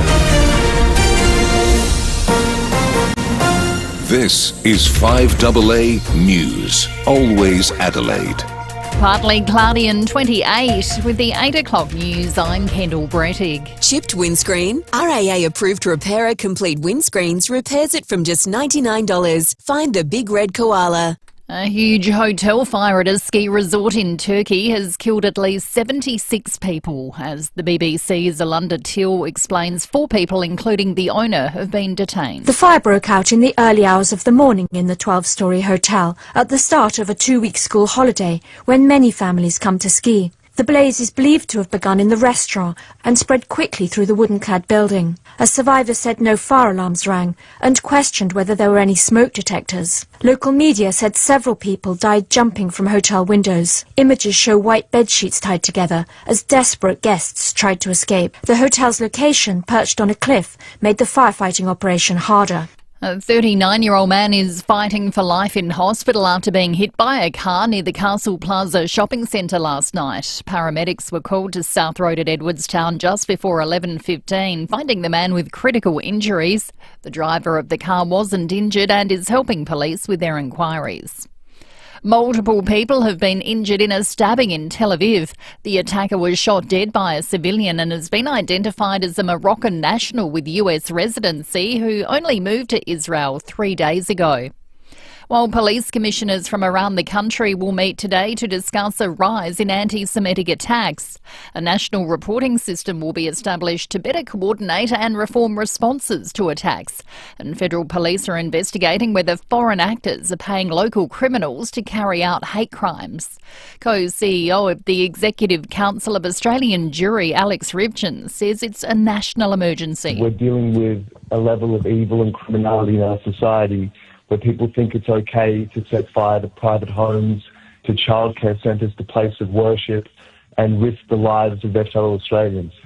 After an historic return to the White House, President Donald Trump is wasting no time ushering in his new golden age for America. Lauren Tomasi is in Washington. The new president is off and away, hiring, firing and signing dozens of executive orders and actions. Trump began his day at a prayer service, a traditional inaugural ceremony with his family and vice president joining him. The multi-faith service became uncomfortable when the pastor made a direct plea to Donald Trump to have mercy on migrants and transgender children. The president sat stony-faced and later said it was not very exciting. 47 is expected to make a major infrastructure announcement in the coming hours as his first full day of being Commander-in-Chief gets underway. Cruise operator P&O says a misunderstanding's to blame for reports staff wore racist costumes during a fun day on board a recent cruise. The company says housekeeping staff were dressed as upside-down snow cones when they were photographed in all-white outfits with pointed hats, similar to a Ku Klux Klan outfit. Communications Director Lynn Scriven says the majority of workers are from different cultural backgrounds and didn't realise their mistake. They were very apologetic. Look, we accept this should not have happened and we take responsibility for it. Our housekeeping crew were so distressed when they realised what their outfits could symbolise. And I also note no guest on the ship at the time complained to management. And the Oz Lotto jackpot has risen to $70 million after no one took out last night's draw. Up to 1 in 5 Australian adults are expected to have an entry next week. Now turning to 5AA Sport. Call Gliderol now. Order a new door with operator before the end of February and receive 2 extra handsets. Here's Tom Wren. Thank you, Kendall. Let's start with tennis. Novak Djokovic is confident his body will be okay after a gruelling 4-set win against Carlos Alcaraz, which saw him progress to the semi-finals of the Australian Open. Djokovic wouldn't reveal the extent of the injury, but says he's prepared to push through it. I'm concerned. I am, to be honest, physically. But if I manage somehow to be physically good enough, I think, mentally, emotionally, I'm as motivated as I can be. Djokovic will now play against Alexander Zverev after he also recorded a 4-set win against American Tommy Paul. And Aussie Alex de Minaur will also be hoping to move into the semis when he takes on world number 1 Yannick Sinner tonight. Well, a huge game for Adelaide United this evening as they look to make it 4 straight wins and cement top spot on the table with a win against the second-placed Auckland FC. Captain Ryan Kiddo missed yesterday's session and is no certainty to play, while Ethan Cox may again start with James Delianov also missing the session. Meantime, in Champions League action this morning, Liverpool is still 1-0 up against Lille with about 20 minutes to play, while Benfica is 3-1 up against Barcelona. Steve Smith has joined the Australian squad at camp in Dubai ahead of the 2-test series against Sri Lanka after battling an elbow complaint. Meantime, the Hobart Hurricanes are the first side through to the Big Bash final following a 12-run win against the Sydney Sixers. And Stage 2 of the Tour Down Under will get underway later this morning from Tanunda, going for 129 kilometres through the Barossa before also finishing in Tanunda. Sam Welsford will wear the ochre jersey after taking out Stage 1. And that's the 5AA Sport. Now checking 5AA traffic. Selling your commercial property for top dollar is made easier with the team at RWC Adelaide. Visit rwcadelaide.com. At Wingfield, a crash, the Wingfield Road with the Salisbury Highway. Really heavy delays with fluid on the road through there at the moment. Andrews Farm, another crash. Curtis Road near the Royal Expressway. St Mary's Road's closed. That's Aylif's Road due to a burst water main. That is closed between South Road and the Crescent, just near Adrian Bryant's. And got the Tour Down Under heading up to the beautiful Barossa today. Look out for detours and delays around the Tanunda area. Cameras made Terrace Lockleys and trim-operated seating.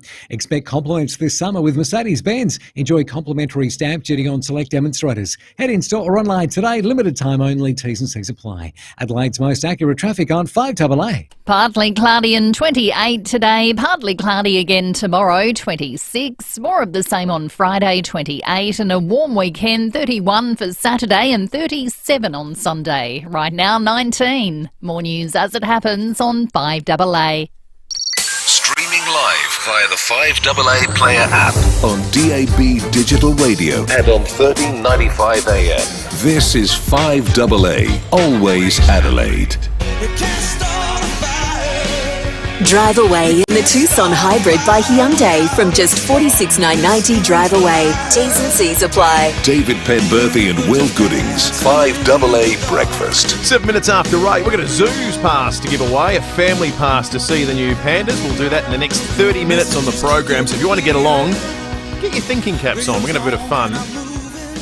Taking our inspiration from Donald Trump, the question this morning. We'll get to that very, very shortly. We sort of alluded to it briefly yesterday. Well, I think our listeners came up with some good suggestions on this front yesterday. I love the idea that the Premier could rename St Vincent's Golf Live Golf in recognition of... yeah, we will need your assistance renaming some things. That's what's coming up. Put your thinking caps on, folks. Police Commissioner Grant Stevens after 8:30 today. I suspect a large part of that conversation is going to come out of this morning's Breaking 8. Well, after 2 brazen robberies in the space of 1 week at the same pub, South Australian publicans are saying enough is enough when it comes to the sort of soft target crimes that we are seeing with all too great a frequency at pubs and bottle shops around the CBD and also in country areas, but particularly not just in the city, but now increasingly it feels like in the suburbs, perhaps as the ratbag element has been driven out of North Terrace and other areas which were the focus of a lot of activity last year. It's now pubs like the wonderful Highway Inn there on Anzac Highway which have found themselves being repeatedly targeted by groups of offenders. Martin Palmer is the head of the Palmer Hospitality Group, which owns the Highway Inn. Great pub. We've got Martin on the line now. Martin, thank you so much for your time. How sort of normalised is this becoming in your industry now, do you think? Yeah, good morning. Morning, David and Will. Yeah, it is becoming, unfortunately, a fairly regular occurrence. I mean, you know, I would actually say that we're sort of running it almost one a week and have been for some time. I wouldn't say this was necessarily a new phenomena. It's just perhaps it's starting to attract a bit more attention. But having said once a week, probably about 75% of those incidents actually get foiled by staff. So the rest either are so brazen that they step aside, like earlier this week where someone threatens them with a weapon, or they turn into something even worse, which happened to us the week before. Martin, you talk about the regularity and say it's not a new phenomenon, and we're just twigging to it. I mean, is it so regular and so predictable that it's a budget line for you, where you say, well, we're going to write off X amount each year to theft and vandalism? Well, I guess it just becomes another part of the cost of business in some ways. Yeah. So what do you think it cost you in a year? I wouldn't say. Well, that I haven't applied my mind to be honest. But you know, I guess you know we look at total cost, and as a part of that is leakage, what we call leakage, which is either theft or breakage or whatever. So definitely it's that. Just in terms of how you relate with your staff, Martin, like when you hire people now, and a lot of them are probably younger people, you know, thinking back to, you know, mates of mine whose first job was often like working in a drive-through or something like that. Does it change the way you have to train and instruct your staff, where they need to be constantly mindful that this is an almost ever-present risk?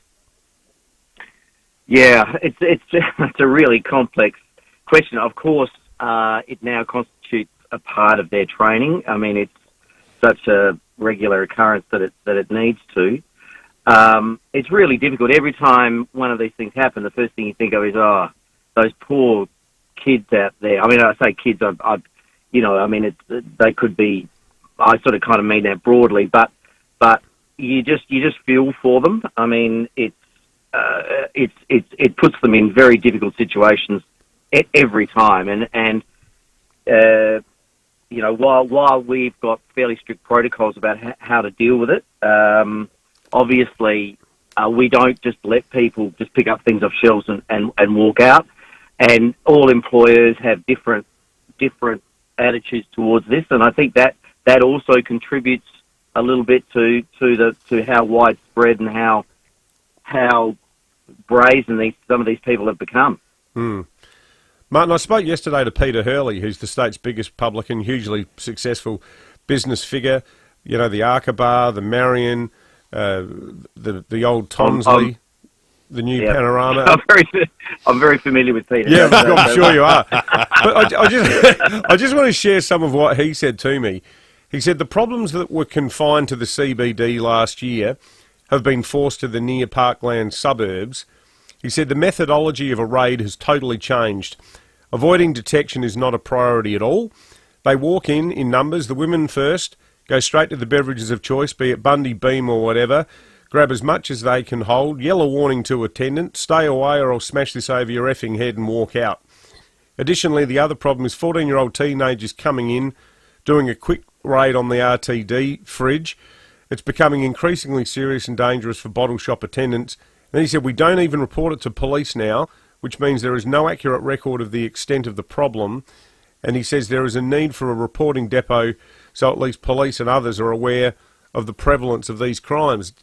That's a pretty bleak assessment, where a lot of pubs now are just saying, well, this is almost like an insurance issue rather than a policing issue.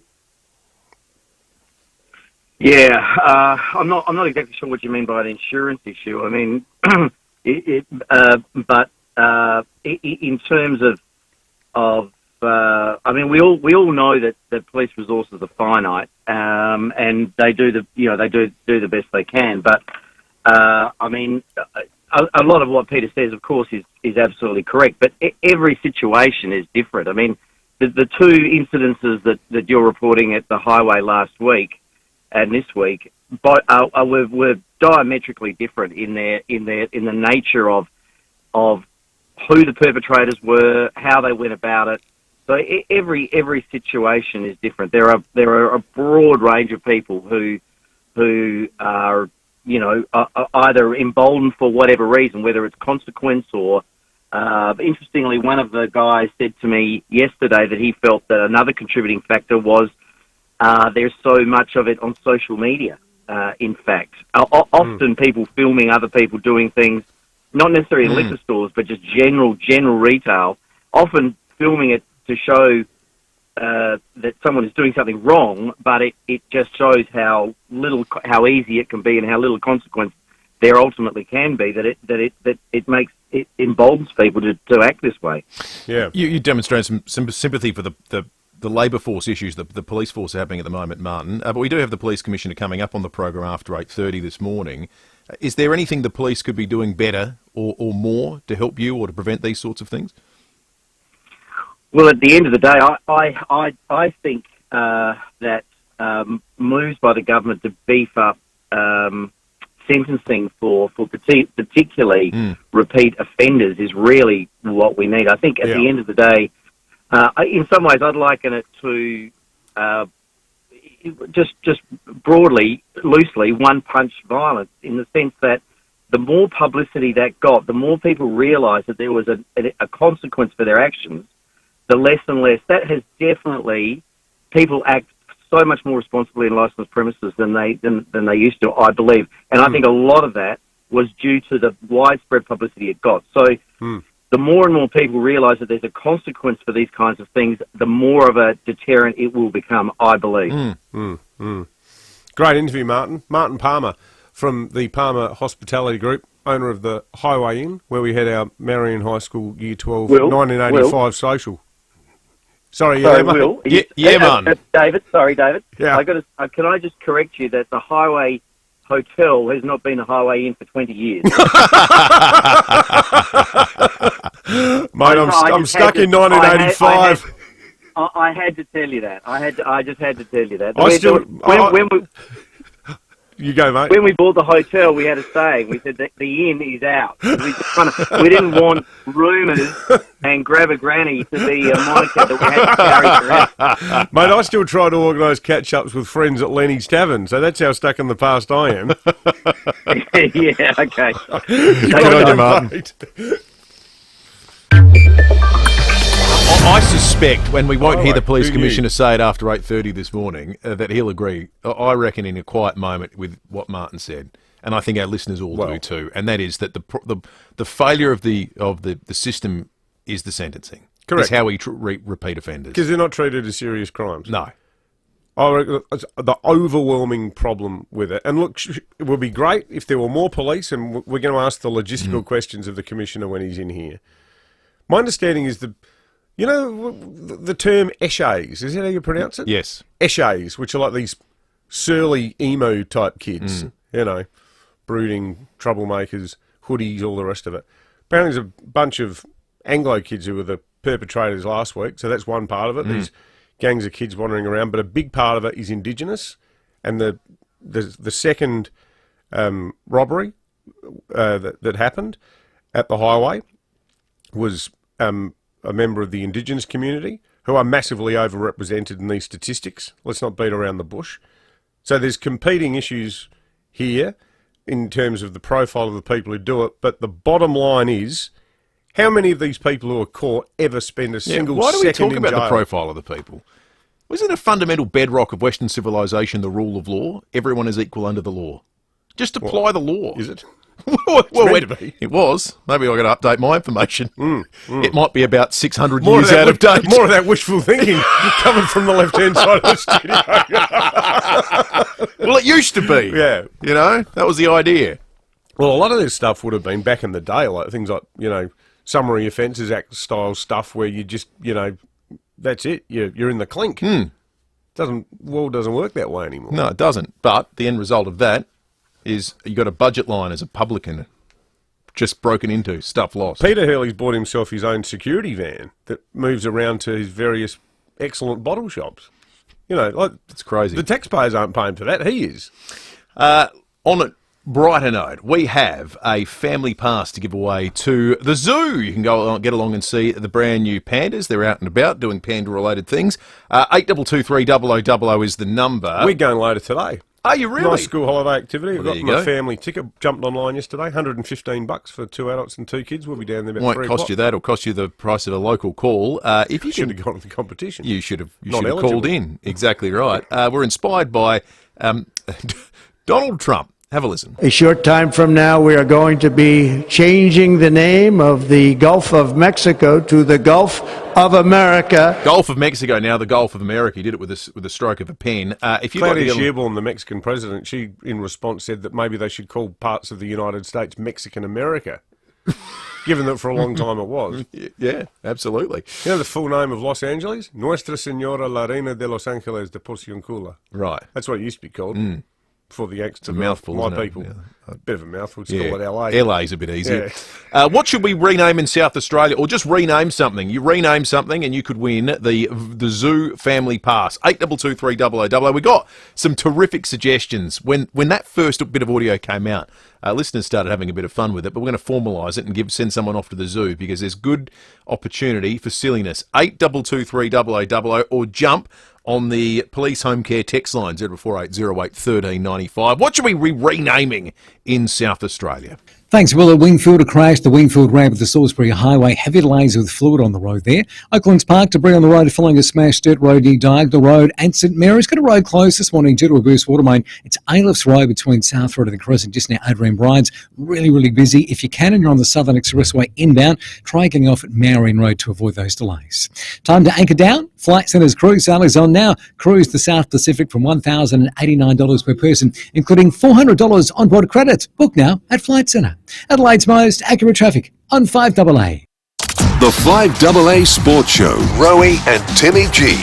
Now it's just a matter of Matty Nix getting this group together. Now the pressure is on him, without a shadow of a doubt. I think more than even Hinkley. It's his 6th season. I think they simply have to bounce back.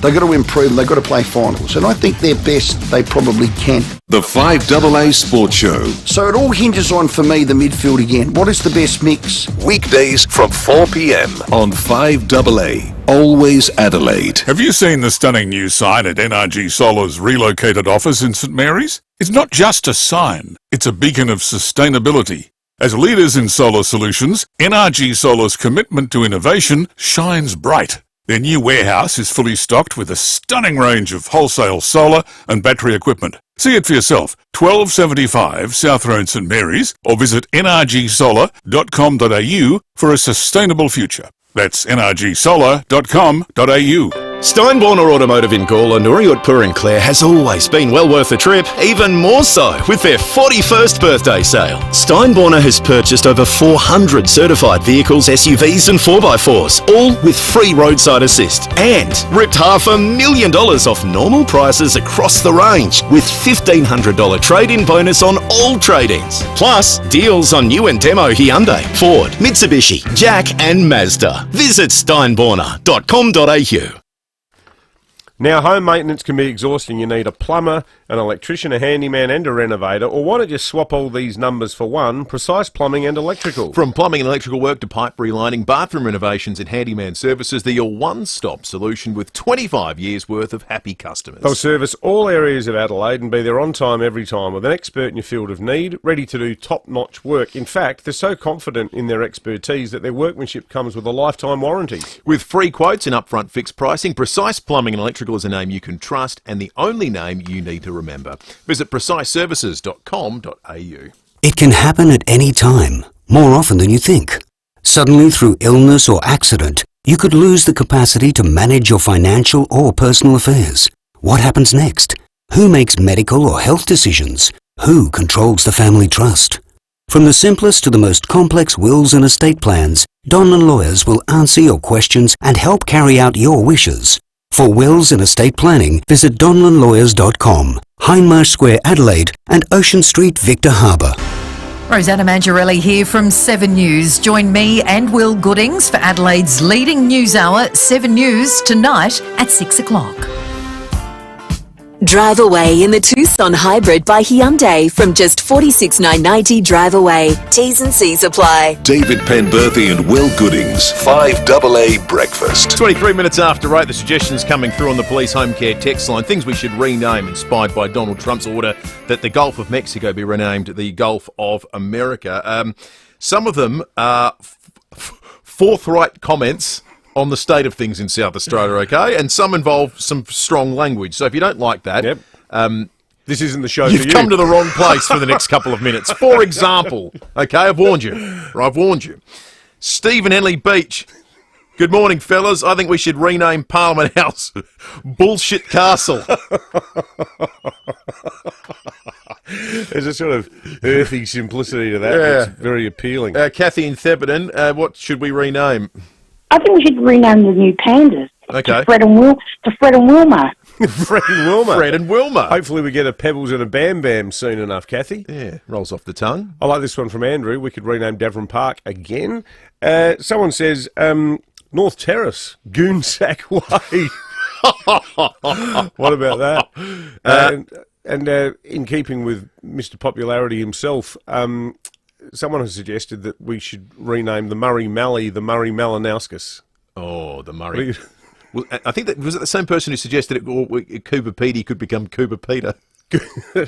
Should become Cooper Pat, given that Pat Conlon's now the grand czar of Cooper Petey. 82230000 the number if you'd like to win a family pass to the zoo. Sean says the Seat of Black should be named in honour of the headline-grabbing former local member, the Seat of Spears. Actually, while we're talking about Spearsy, has anyone bought a house off David Spears in the last week? Oh, he sold a few. He sold 3. Yeah. He's got 3 more on the market too. Let us know.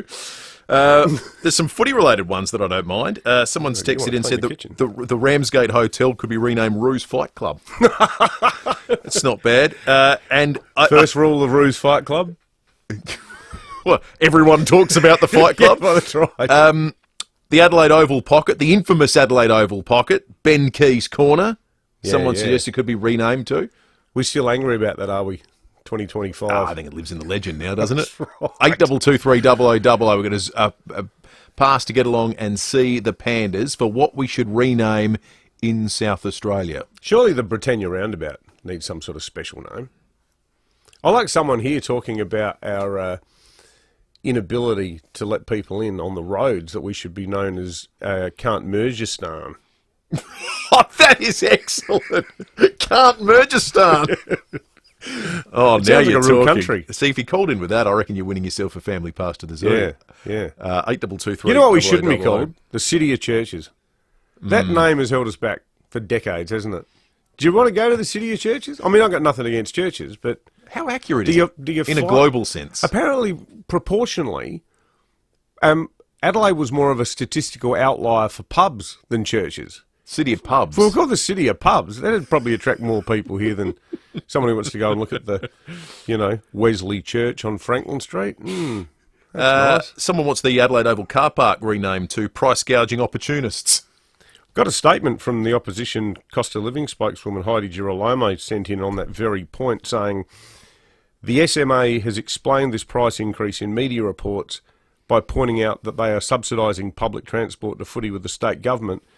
If their obligation to subsidise transport is resulting in the cost being passed on to drivers through a 52% hike in parking, then the state government needs to take some responsibility here because it's robbing from Paul to pay Peter.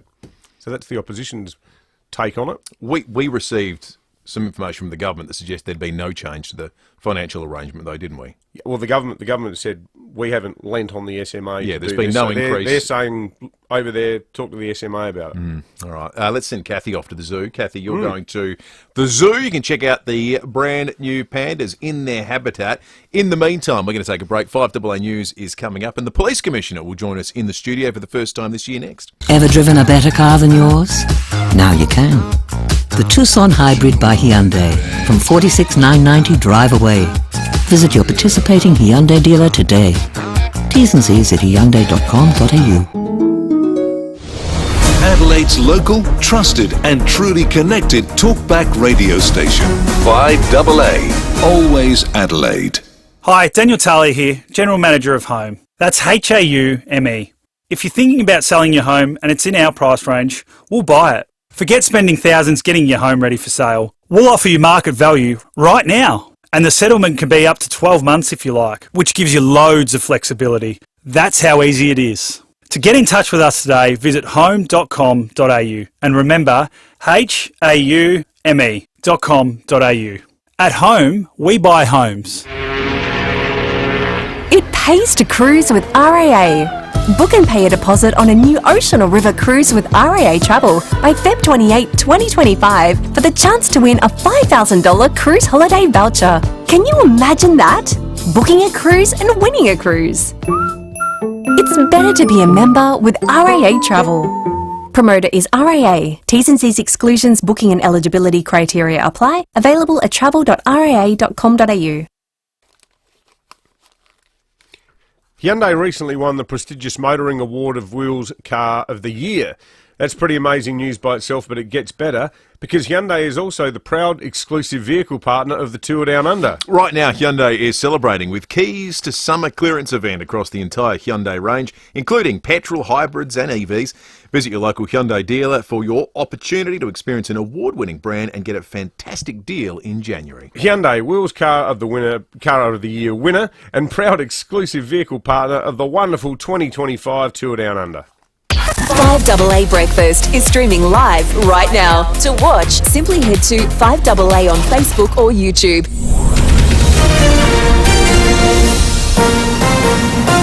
This is 5AA News. Always Adelaide. Partly cloudy and 28. With the 8:30 news, I'm Kendall Brettig. Make RAA-approved windscreen repairer, Complete Windscreens, your insurer repairer of choice. Visit completewindscreens.com.au. Pedestrians fighting for life in hospital after being hit by a car at Edwardstown last night. Senior Constable Kimberly Broad says it happened on South Road near Castle Plaza. That pedestrian's a 39-year-old man from Hackham West. He was seriously injured and taken to hospital with life-threatening injuries. The driver of the vehicle was not injured and is assisting police. The Prime Minister says his government will do all it can to support a federal police investigation into anti-Semitism. There's concern foreign criminals could be paying locals to carry out hate crimes in Australia. Anthony Albanese insists work is being done to get to the bottom of the issue. It's unclear who or where the payments are coming from. The AFP Commissioner will continue to do his job, and we have cooperation across the board from Commonwealth and state police and intelligence agencies as well. While a man's been charged with attempting to set fire to a synagogue in Sydney, offensive graffiti was also sprayed across the building in Newtown earlier this month. Multiple people have been injured in a stabbing in Tel Aviv. Civilians were forced to shelter in the Israeli city as the offender was shot dead by an armed member of the public. Correspondent Jessica Millwood's in Tel Aviv and rushed into a restaurant as the attack unfolded. Now you see something like this and you just realise how hostile, how fragile things are and how many armed civilians there are. The amount of people that went running armed with their pistols, running into the face of danger when it was very uncertain what exactly was going on. It comes after Israel launched an attack in the West Bank, killing 8 Palestinians and injuring 35 others. The foreign minister's meeting with her US counterpart alongside representatives from India and Japan. Penny Wong is right now in talks with Secretary of State Marco Rubio just hours after he was sworn in. A national day of mourning has been declared in Turkey for the victims of a fire at a hotel in a ski resort. At least 76 people have died and 51 others are injured. 4 people, including the hotel's owner, have been detained with an investigation underway. Turkey's president says those responsible will be held to account. Cooling work has started and administrative and judicial investigations into the cause of the fire have begun. 6 prosecutors and a committee of experts have been dispatched. All necessary steps are being taken to clarify all aspects of the incident and to hold those responsible to account. Heavy rain has caused flash flooding and triggered deadly landslides on the Indonesian island of Java. At least 17 people have been killed and 11 injured. 8 are still missing. And there's a $3.5 billion funding black hole for the 2032 Olympic and Paralympic Games in Brisbane. The state government claims the former administration allocated just $155 million for the Athletes' Village, less than 1% of the total cost. It's understood accommodation needs to be built across Brisbane and the Golden Sunshine Coast to house more than 16,000 athletes. Now turning to 5AA Sport. Call Gliderol now. Order a new door with operator before the end of February and receive 2 extra handsets. Here's Tom Wren. Thank you, Kendall. The semi-finals picture is becoming clearer at the Australian Open. Second seed Alexander Zverev has beaten American Tommy Paul to move through. He'll face Novak Djokovic, who beat Carlos Alcaraz in 4 sets. It's the third time Zverev has reached the semis at Melbourne Park, but he says he's in a better position this time round. It's different. Back then it was my first ever semi-final. Now I have a set goal that I want to achieve my dream of winning Grand Slam, and I'm chasing that. But yeah, I'm looking forward to hopefully 2 still very tough matches to come for me. On the women's side, Arena Sabalenka will play against Paula Badoza. Let's go to cricket. The Sydney Sixers have gone down to the Hobart Hurricanes by 12 runs in the qualifier for the Big Bash final. After being set a target of 174 for victory in Hobart, things started terribly. Opener Josh Philippi and then number 3 Jack Edwards both dismissed for ducks. Hurricanes captain Nathan Ellis says it was a special night. On top of the world, I mean, this is why we play, to play in the big games. I haven't been here before, so just really, really happy for the group. I feel like we deserve it. We played some good cricket. We put a lot of hard work in, and to do it in front of a full Ninja Stadium tonight, it's one that I won't forget anytime soon. Audio there thanks to Fox Sports. Let's go to soccer. Liverpool's made it 7 wins from 7 starts in the European Champions League group stages after a 2-1 win at home against Lille. Scores were all locked away before Harvey Elliott gave the home side the lead in the 68th minute. They can still go on and win this. Elliott shot, deflected in, and back into the lead. Freakish deflection, but he's been a real life spark since coming on. Audio there thanks to Stan Sport. Meantime, Barcelona has scored 3 times in the final 15 minutes to record a stunning 5-4 win against Benfica. Aston Villa went down 1-0 to Monaco, while Club Brugge and Juventus played out a 0-0 draw. And that's the 5AA Sport. Now to the traffic. Selling your commercial property for top dollar is made easier with the team at RWC Adelaide. Visit rwcadelaide.com. Special Wingfield to look out for this morning. The Wingfield ramp at the Salisbury High with some pretty solid delays. St Mary's got a road closed due to a burst of waterway. Busy Road to Aylifs Road between South Road and the Crescent, just near Adrian Bryans. Avoid that this morning. Delays are awful. Another smash at Oaklands Park. Debris on the road there following a smash. Sturt Road near Diagonal Road. Early morning camera, Hartley Road, Flinders Park.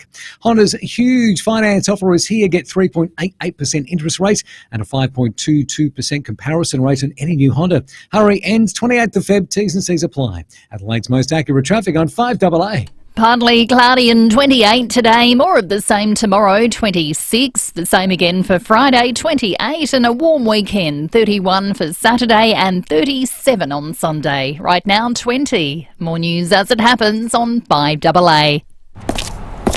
I'm high! The Excelsior Hotel has always felt like home. And for seniors, it's always been great value with 20% discount on selected bistro meals.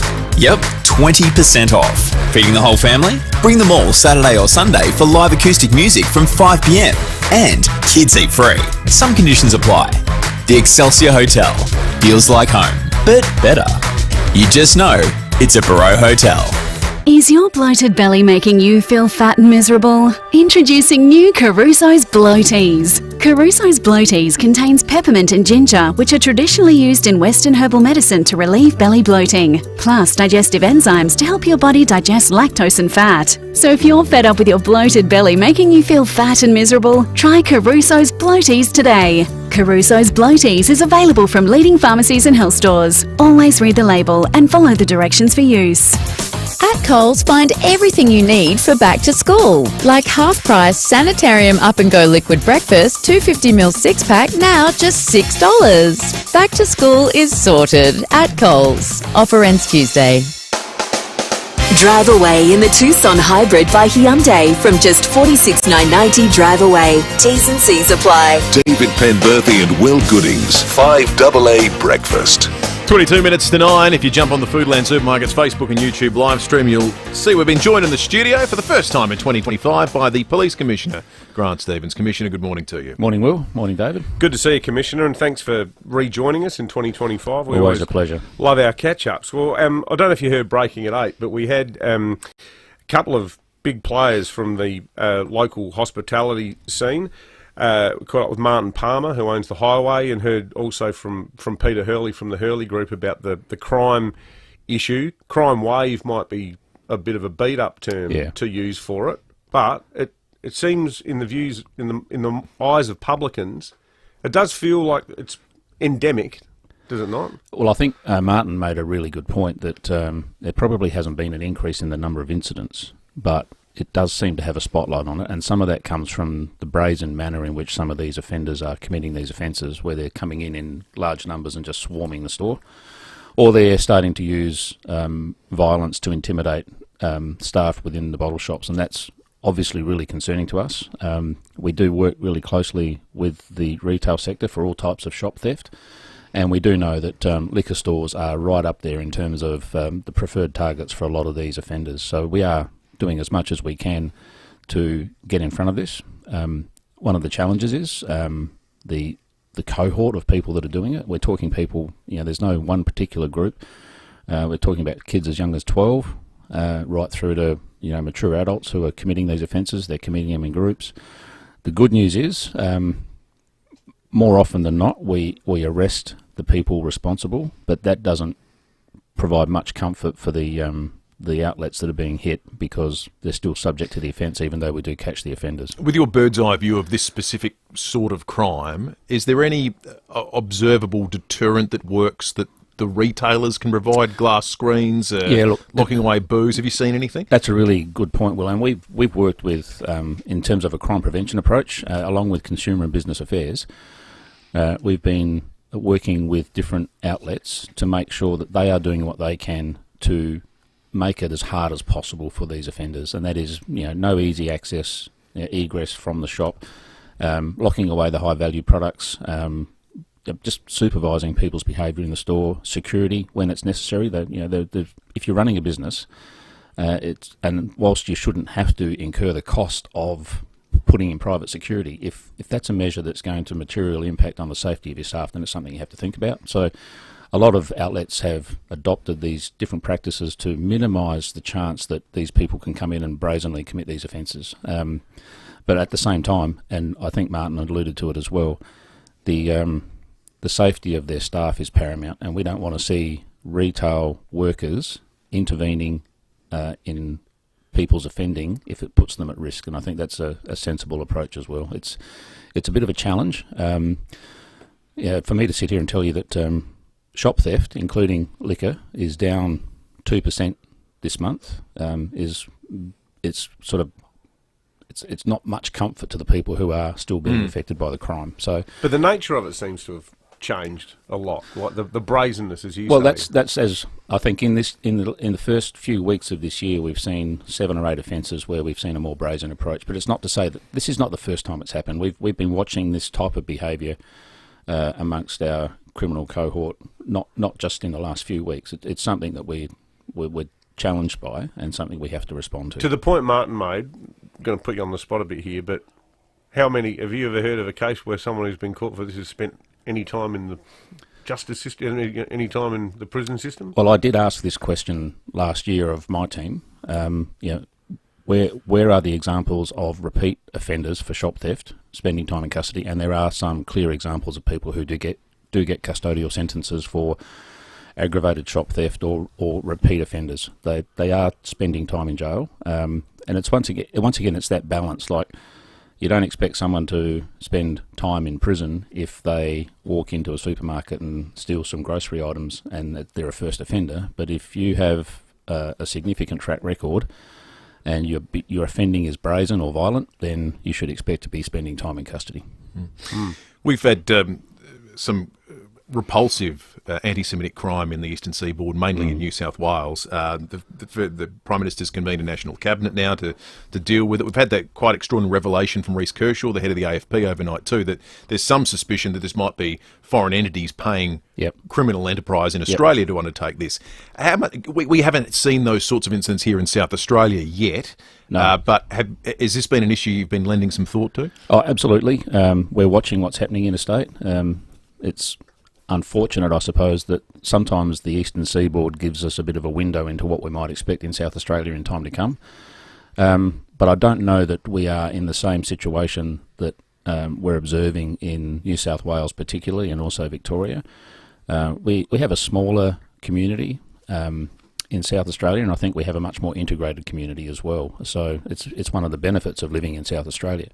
That doesn't mean we're blind to the fact that our Jewish community are concerned about these trends, and there's a meeting of all police commissioners this afternoon where we're probably led by Rhys Kershaw from the AFP, where we'll be looking at how we can have a consolidated, consistent approach right across Australia, and that we're sharing as much intelligence as possible, which is already happening, but we're just making sure that there aren't things that we could be doing that are currently not attended to. So it'll be a worthwhile discussion this afternoon, and we'll see what comes out of it for South Australia. But we do watch what's happening over there, and we're thankful that at this point in time we haven't seen those sorts of offending behaviours here in South Australia. Commissioner, one of the stories that dominated policing over the last 12 months was the recruitment challenge that you've been facing. Has there been any positive developments on that front? It is a continuing challenge for us. We've seen continuing high levels of attrition. That's people leaving the organisation. More police officers are resigning than historically we've seen. But we are also running up to 12 recruit courses a year where we used to run 6. So there's a massive amount of work going into recruiting these people and getting them through the academy. We're reshaping our recruit training program, making sure that there's no wasted space in that program. We're reshaping our selection processes to make sure that we're giving everybody who's got the potential to be a police officer a chance to get into the academy. Does that mean making them a bit less hard or a bit less stringent, like on physical stuff? Or My message to my recruiting team is if people have the potential to be a good police officer, let's get them in.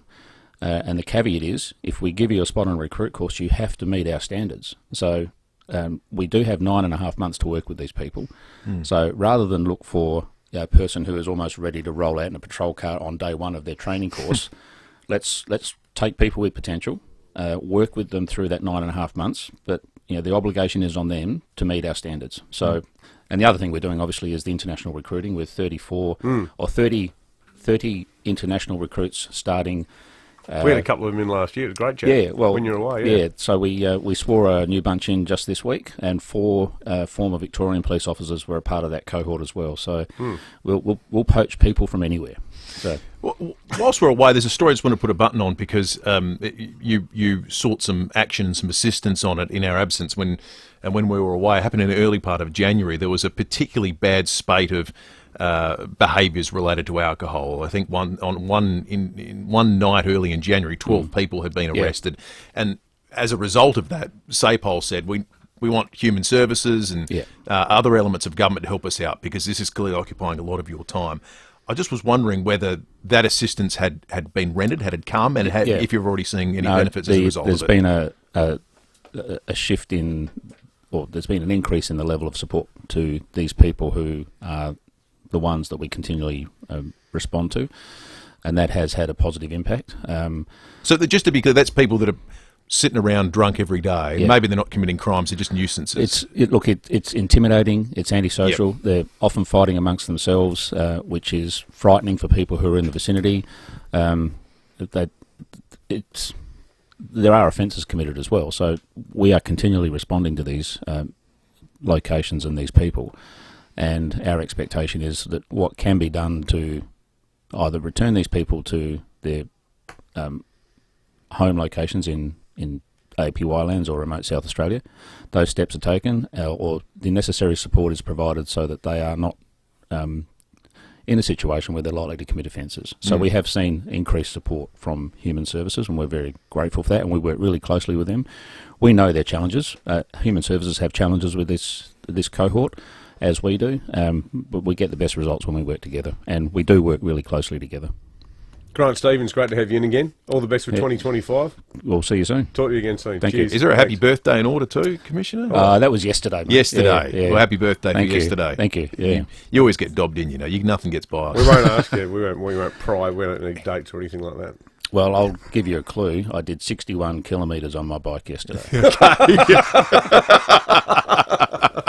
Well, happy birthday for yesterday, Commissioner. Good to have you in. Thank you. All right, we're going to check traffic and come back shortly. Thanks, Will. Residual delays clearing at Wingfield from an earlier crash on the Wingfield Road with the Salisbury Highway. Oaklands Park, debris on the road following a smash. Sturt Road near Dargler Road. And St Mary's Road closed due to a burst water main. Aylifts Road between South Road and the Crescent, just near Adrian Bryans. Got cameras today. Jetty Road, Larks Bay and May Terrace to Lockleys. Join Anytime Fitness today and get a $349 club voucher to kickstart your fitness journey. Search Anytime Fitness. Participating clubs only. Terms and conditions apply. Adelaide's most accurate traffic on 5AA. Hi, Graham Goodings here. After 9 this morning, another council has muddied the waters surrounding Australia Day, and many Adelaide Hills residents aren't happy about it. Also on the big day, has Woolworths learned anything after last year's Ausday debacle? Rebel Coalition MPs are calling on Peter Dutton to dump the Paris Agreement on climate control. We'll chat with Senator Matt Canavan about it. Well, the first day in office and already the Trump administration is making major changes. Former Foreign Minister Alexander Downer joins me to talk about the likely impact on Australia. All those stories and your calls coming up after 9 on 5AA. Rowie and I are at a local restaurant who have invested in the magnificently sleek and reliable Vulcan doors. Rowie, could you step outside for a moment, please? No, why is it always me outside? Thank you. Vulcan doors offer automatic pedestrian doors as well as highly secure industrial roller doors and shutters. Oi, Timmy! So keep out the heat as well as the pests that come with it. Turbo, when are you going to let me back in? Vulcan doors. Timmy! Separate yourself from the rest, literally. Oi! Fluorio Milk Company will always put SA first, and you can too. When you reach for milk, reach for Fluorio Milk Company products and support our dairy farmers and their families. We guarantee that all our milk is 100% South Australian and it's always fresh. We have over 24 refrigerated trucks shipping Fluorio milk to cafes, restaurants and supermarkets all over SA. Look for the local in your supermarket. Fluorio Milk Company. We're for SA dairy farmers. Some things never get old, not in style and certainly not in durability, like Nordic Design furniture. Nordic Design furniture is the type of furniture your grandkids will be arguing over because it's just that good. SA family owned and operated, Nordic Design furniture is synonymous with masterfully creating bespoke pieces by hand right here in McGill. You can literally choose any piece of Nordic Design furniture and have anything added or taken from it. The legs, back and armrests could be made shorter, they could be made longer. Materials can be swapped in and out. Dining tables can be made to any length you like. They can even help you sketch something and then make it to the highest standards. Call into the Nordic Design Furniture showroom on McGill Road in Stepney. It's open 7 days and visit their Instagram page or check out the collection online at nordicdesign.com.au. They don't just make furniture, they make it for you. Doing day-to-day things online has made our lives easier. Paying bills, shopping, banking. It all makes perfect sense to do online. But what doesn't make sense is doing your will online. It's fraught with potential problems and can leave a mess behind. From the simplest to the most complex wills and estate plans, Donlan Lawyers can answer your questions and help carry out your final wishes properly. For wills and estate planning, visit donlanlawyers.com, Hindmarsh Square, Adelaide, and Ocean Street, Victor Harbour. Drive away in the Tucson Hybrid by Hyundai from just $46,990 drive away. T's and C's apply. David Penberthy and Will Goodings, 5AA Breakfast. 8 to 9, few more suggestions coming on the police home care text line regarding things that could be renamed, inspired by Donald Trump's decision to rename the Gulf of Mexico the Gulf of America. We might take a call from Mary as well in just a moment. Before we do that, let's check in with Jade Robran, who's been out and about covering local stories, as always, for us. Morning, Jade. Yes, good morning, guys. A smashing day for stage 2 of the Tour Down Under. It's a stunning day through the Barossa, Tanunda to Tanunda. Right now it is 19 degrees, but they're heading for a top of 27 degrees, so perfect conditions today. You'll see the boys go through Stonewall, Seppelsfield, Greenock, Nuriupta, Anguston, Winevale, Bethany, and then back to Tanunda. It's 131 clicks of racing today, and the locals absolutely love it. They've rolled out the red carpet for visitors. Any excuse to pop open a few bottles of red. 2 big wineries, they're opening their doors. Fino at Seppelsfield, they're going to host a huge feast showcasing food from all around the region. Also, Edelton Wines, they'll be hosting a wine tasting afternoon.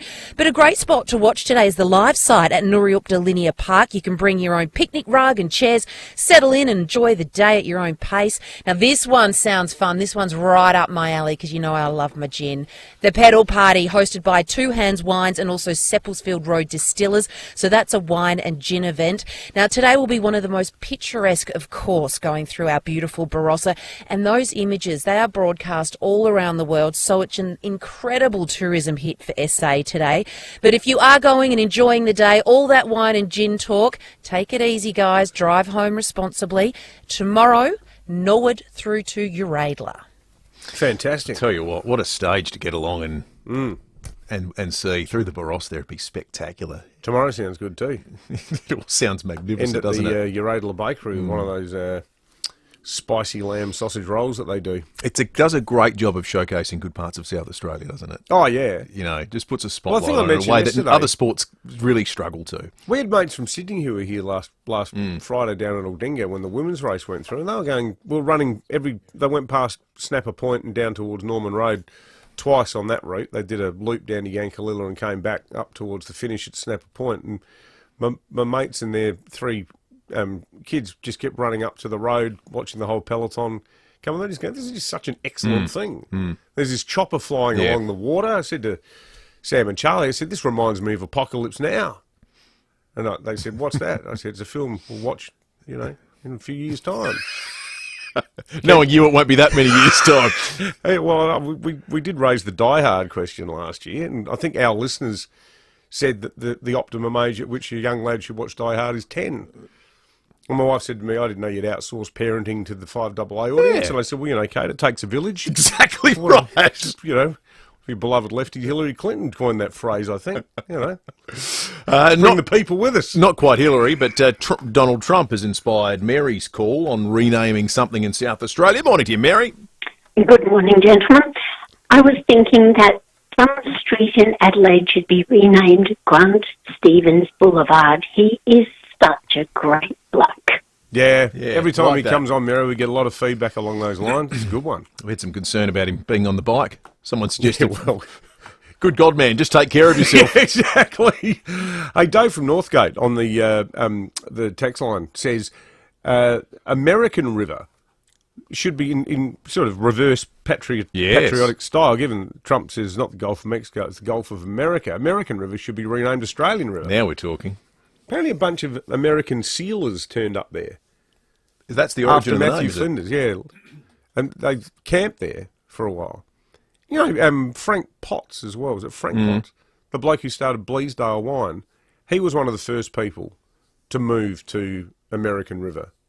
But then he decided to go to Langhorne Creek and make wine instead. When we're all glad he did. Oh, absolutely. Great one, please. Just getting a bit of a concerning traffic note that might be worthy of consideration as you make your way around Adelaide this morning. There's been a serious crash, Sturt Road and Diagonal Road at Oaklands Park, that is causing some delays. Serious crash, Sturt Road and Diagonal Road. So south of the city, that one might cause a little bit of a traffic disturbance there at Oakland Park. Any more police home care texts before we leave everyone this morning? We have had an absolute mountain of texts. A lot of people still focused on the American inauguration, the return of Donald Trump. I tell you what, though, a lot of people are picking up on our breaking at 8 and talking about the sentencing aspect. We do note that the Commissioner said that when he did the research through people at SAPOL, he found that in some cases, serious cases of aggravated repeat offending, people are getting custodial sentences. Well, I think that overwhelmingly there's a public view that there's a lot of people out there who are still doing repeated acts of theft and so forth and getting away with it, and that more needs to be done on the legal front to stop that. We leave you this morning with some Fuel Watch information. Of course, all thanks to RAA Rewards. It's better to be a member with RAA Rewards. Download the RAA app and start saving today. The cheap spots, well, they're cheaper. $1.85, the ex-convenience Hamilton Terrace, Newton. $1.89, Liberty, Eric Road, Old Noarlunga. That's diesel. For unleaded, you can get it pretty cheap at the Yugo at St Mary's, $1.64 there. Otherwise, $1.79 is not a bad price. The OTR Portrush Road at Evandale, you'll be able to get it for there. Otherwise, it's up closer to the $2 mark. Graham Gooding's coming up after the 9 o'clock news. Make sure you stick around. Otherwise, we'll catch you tomorrow morning in the program.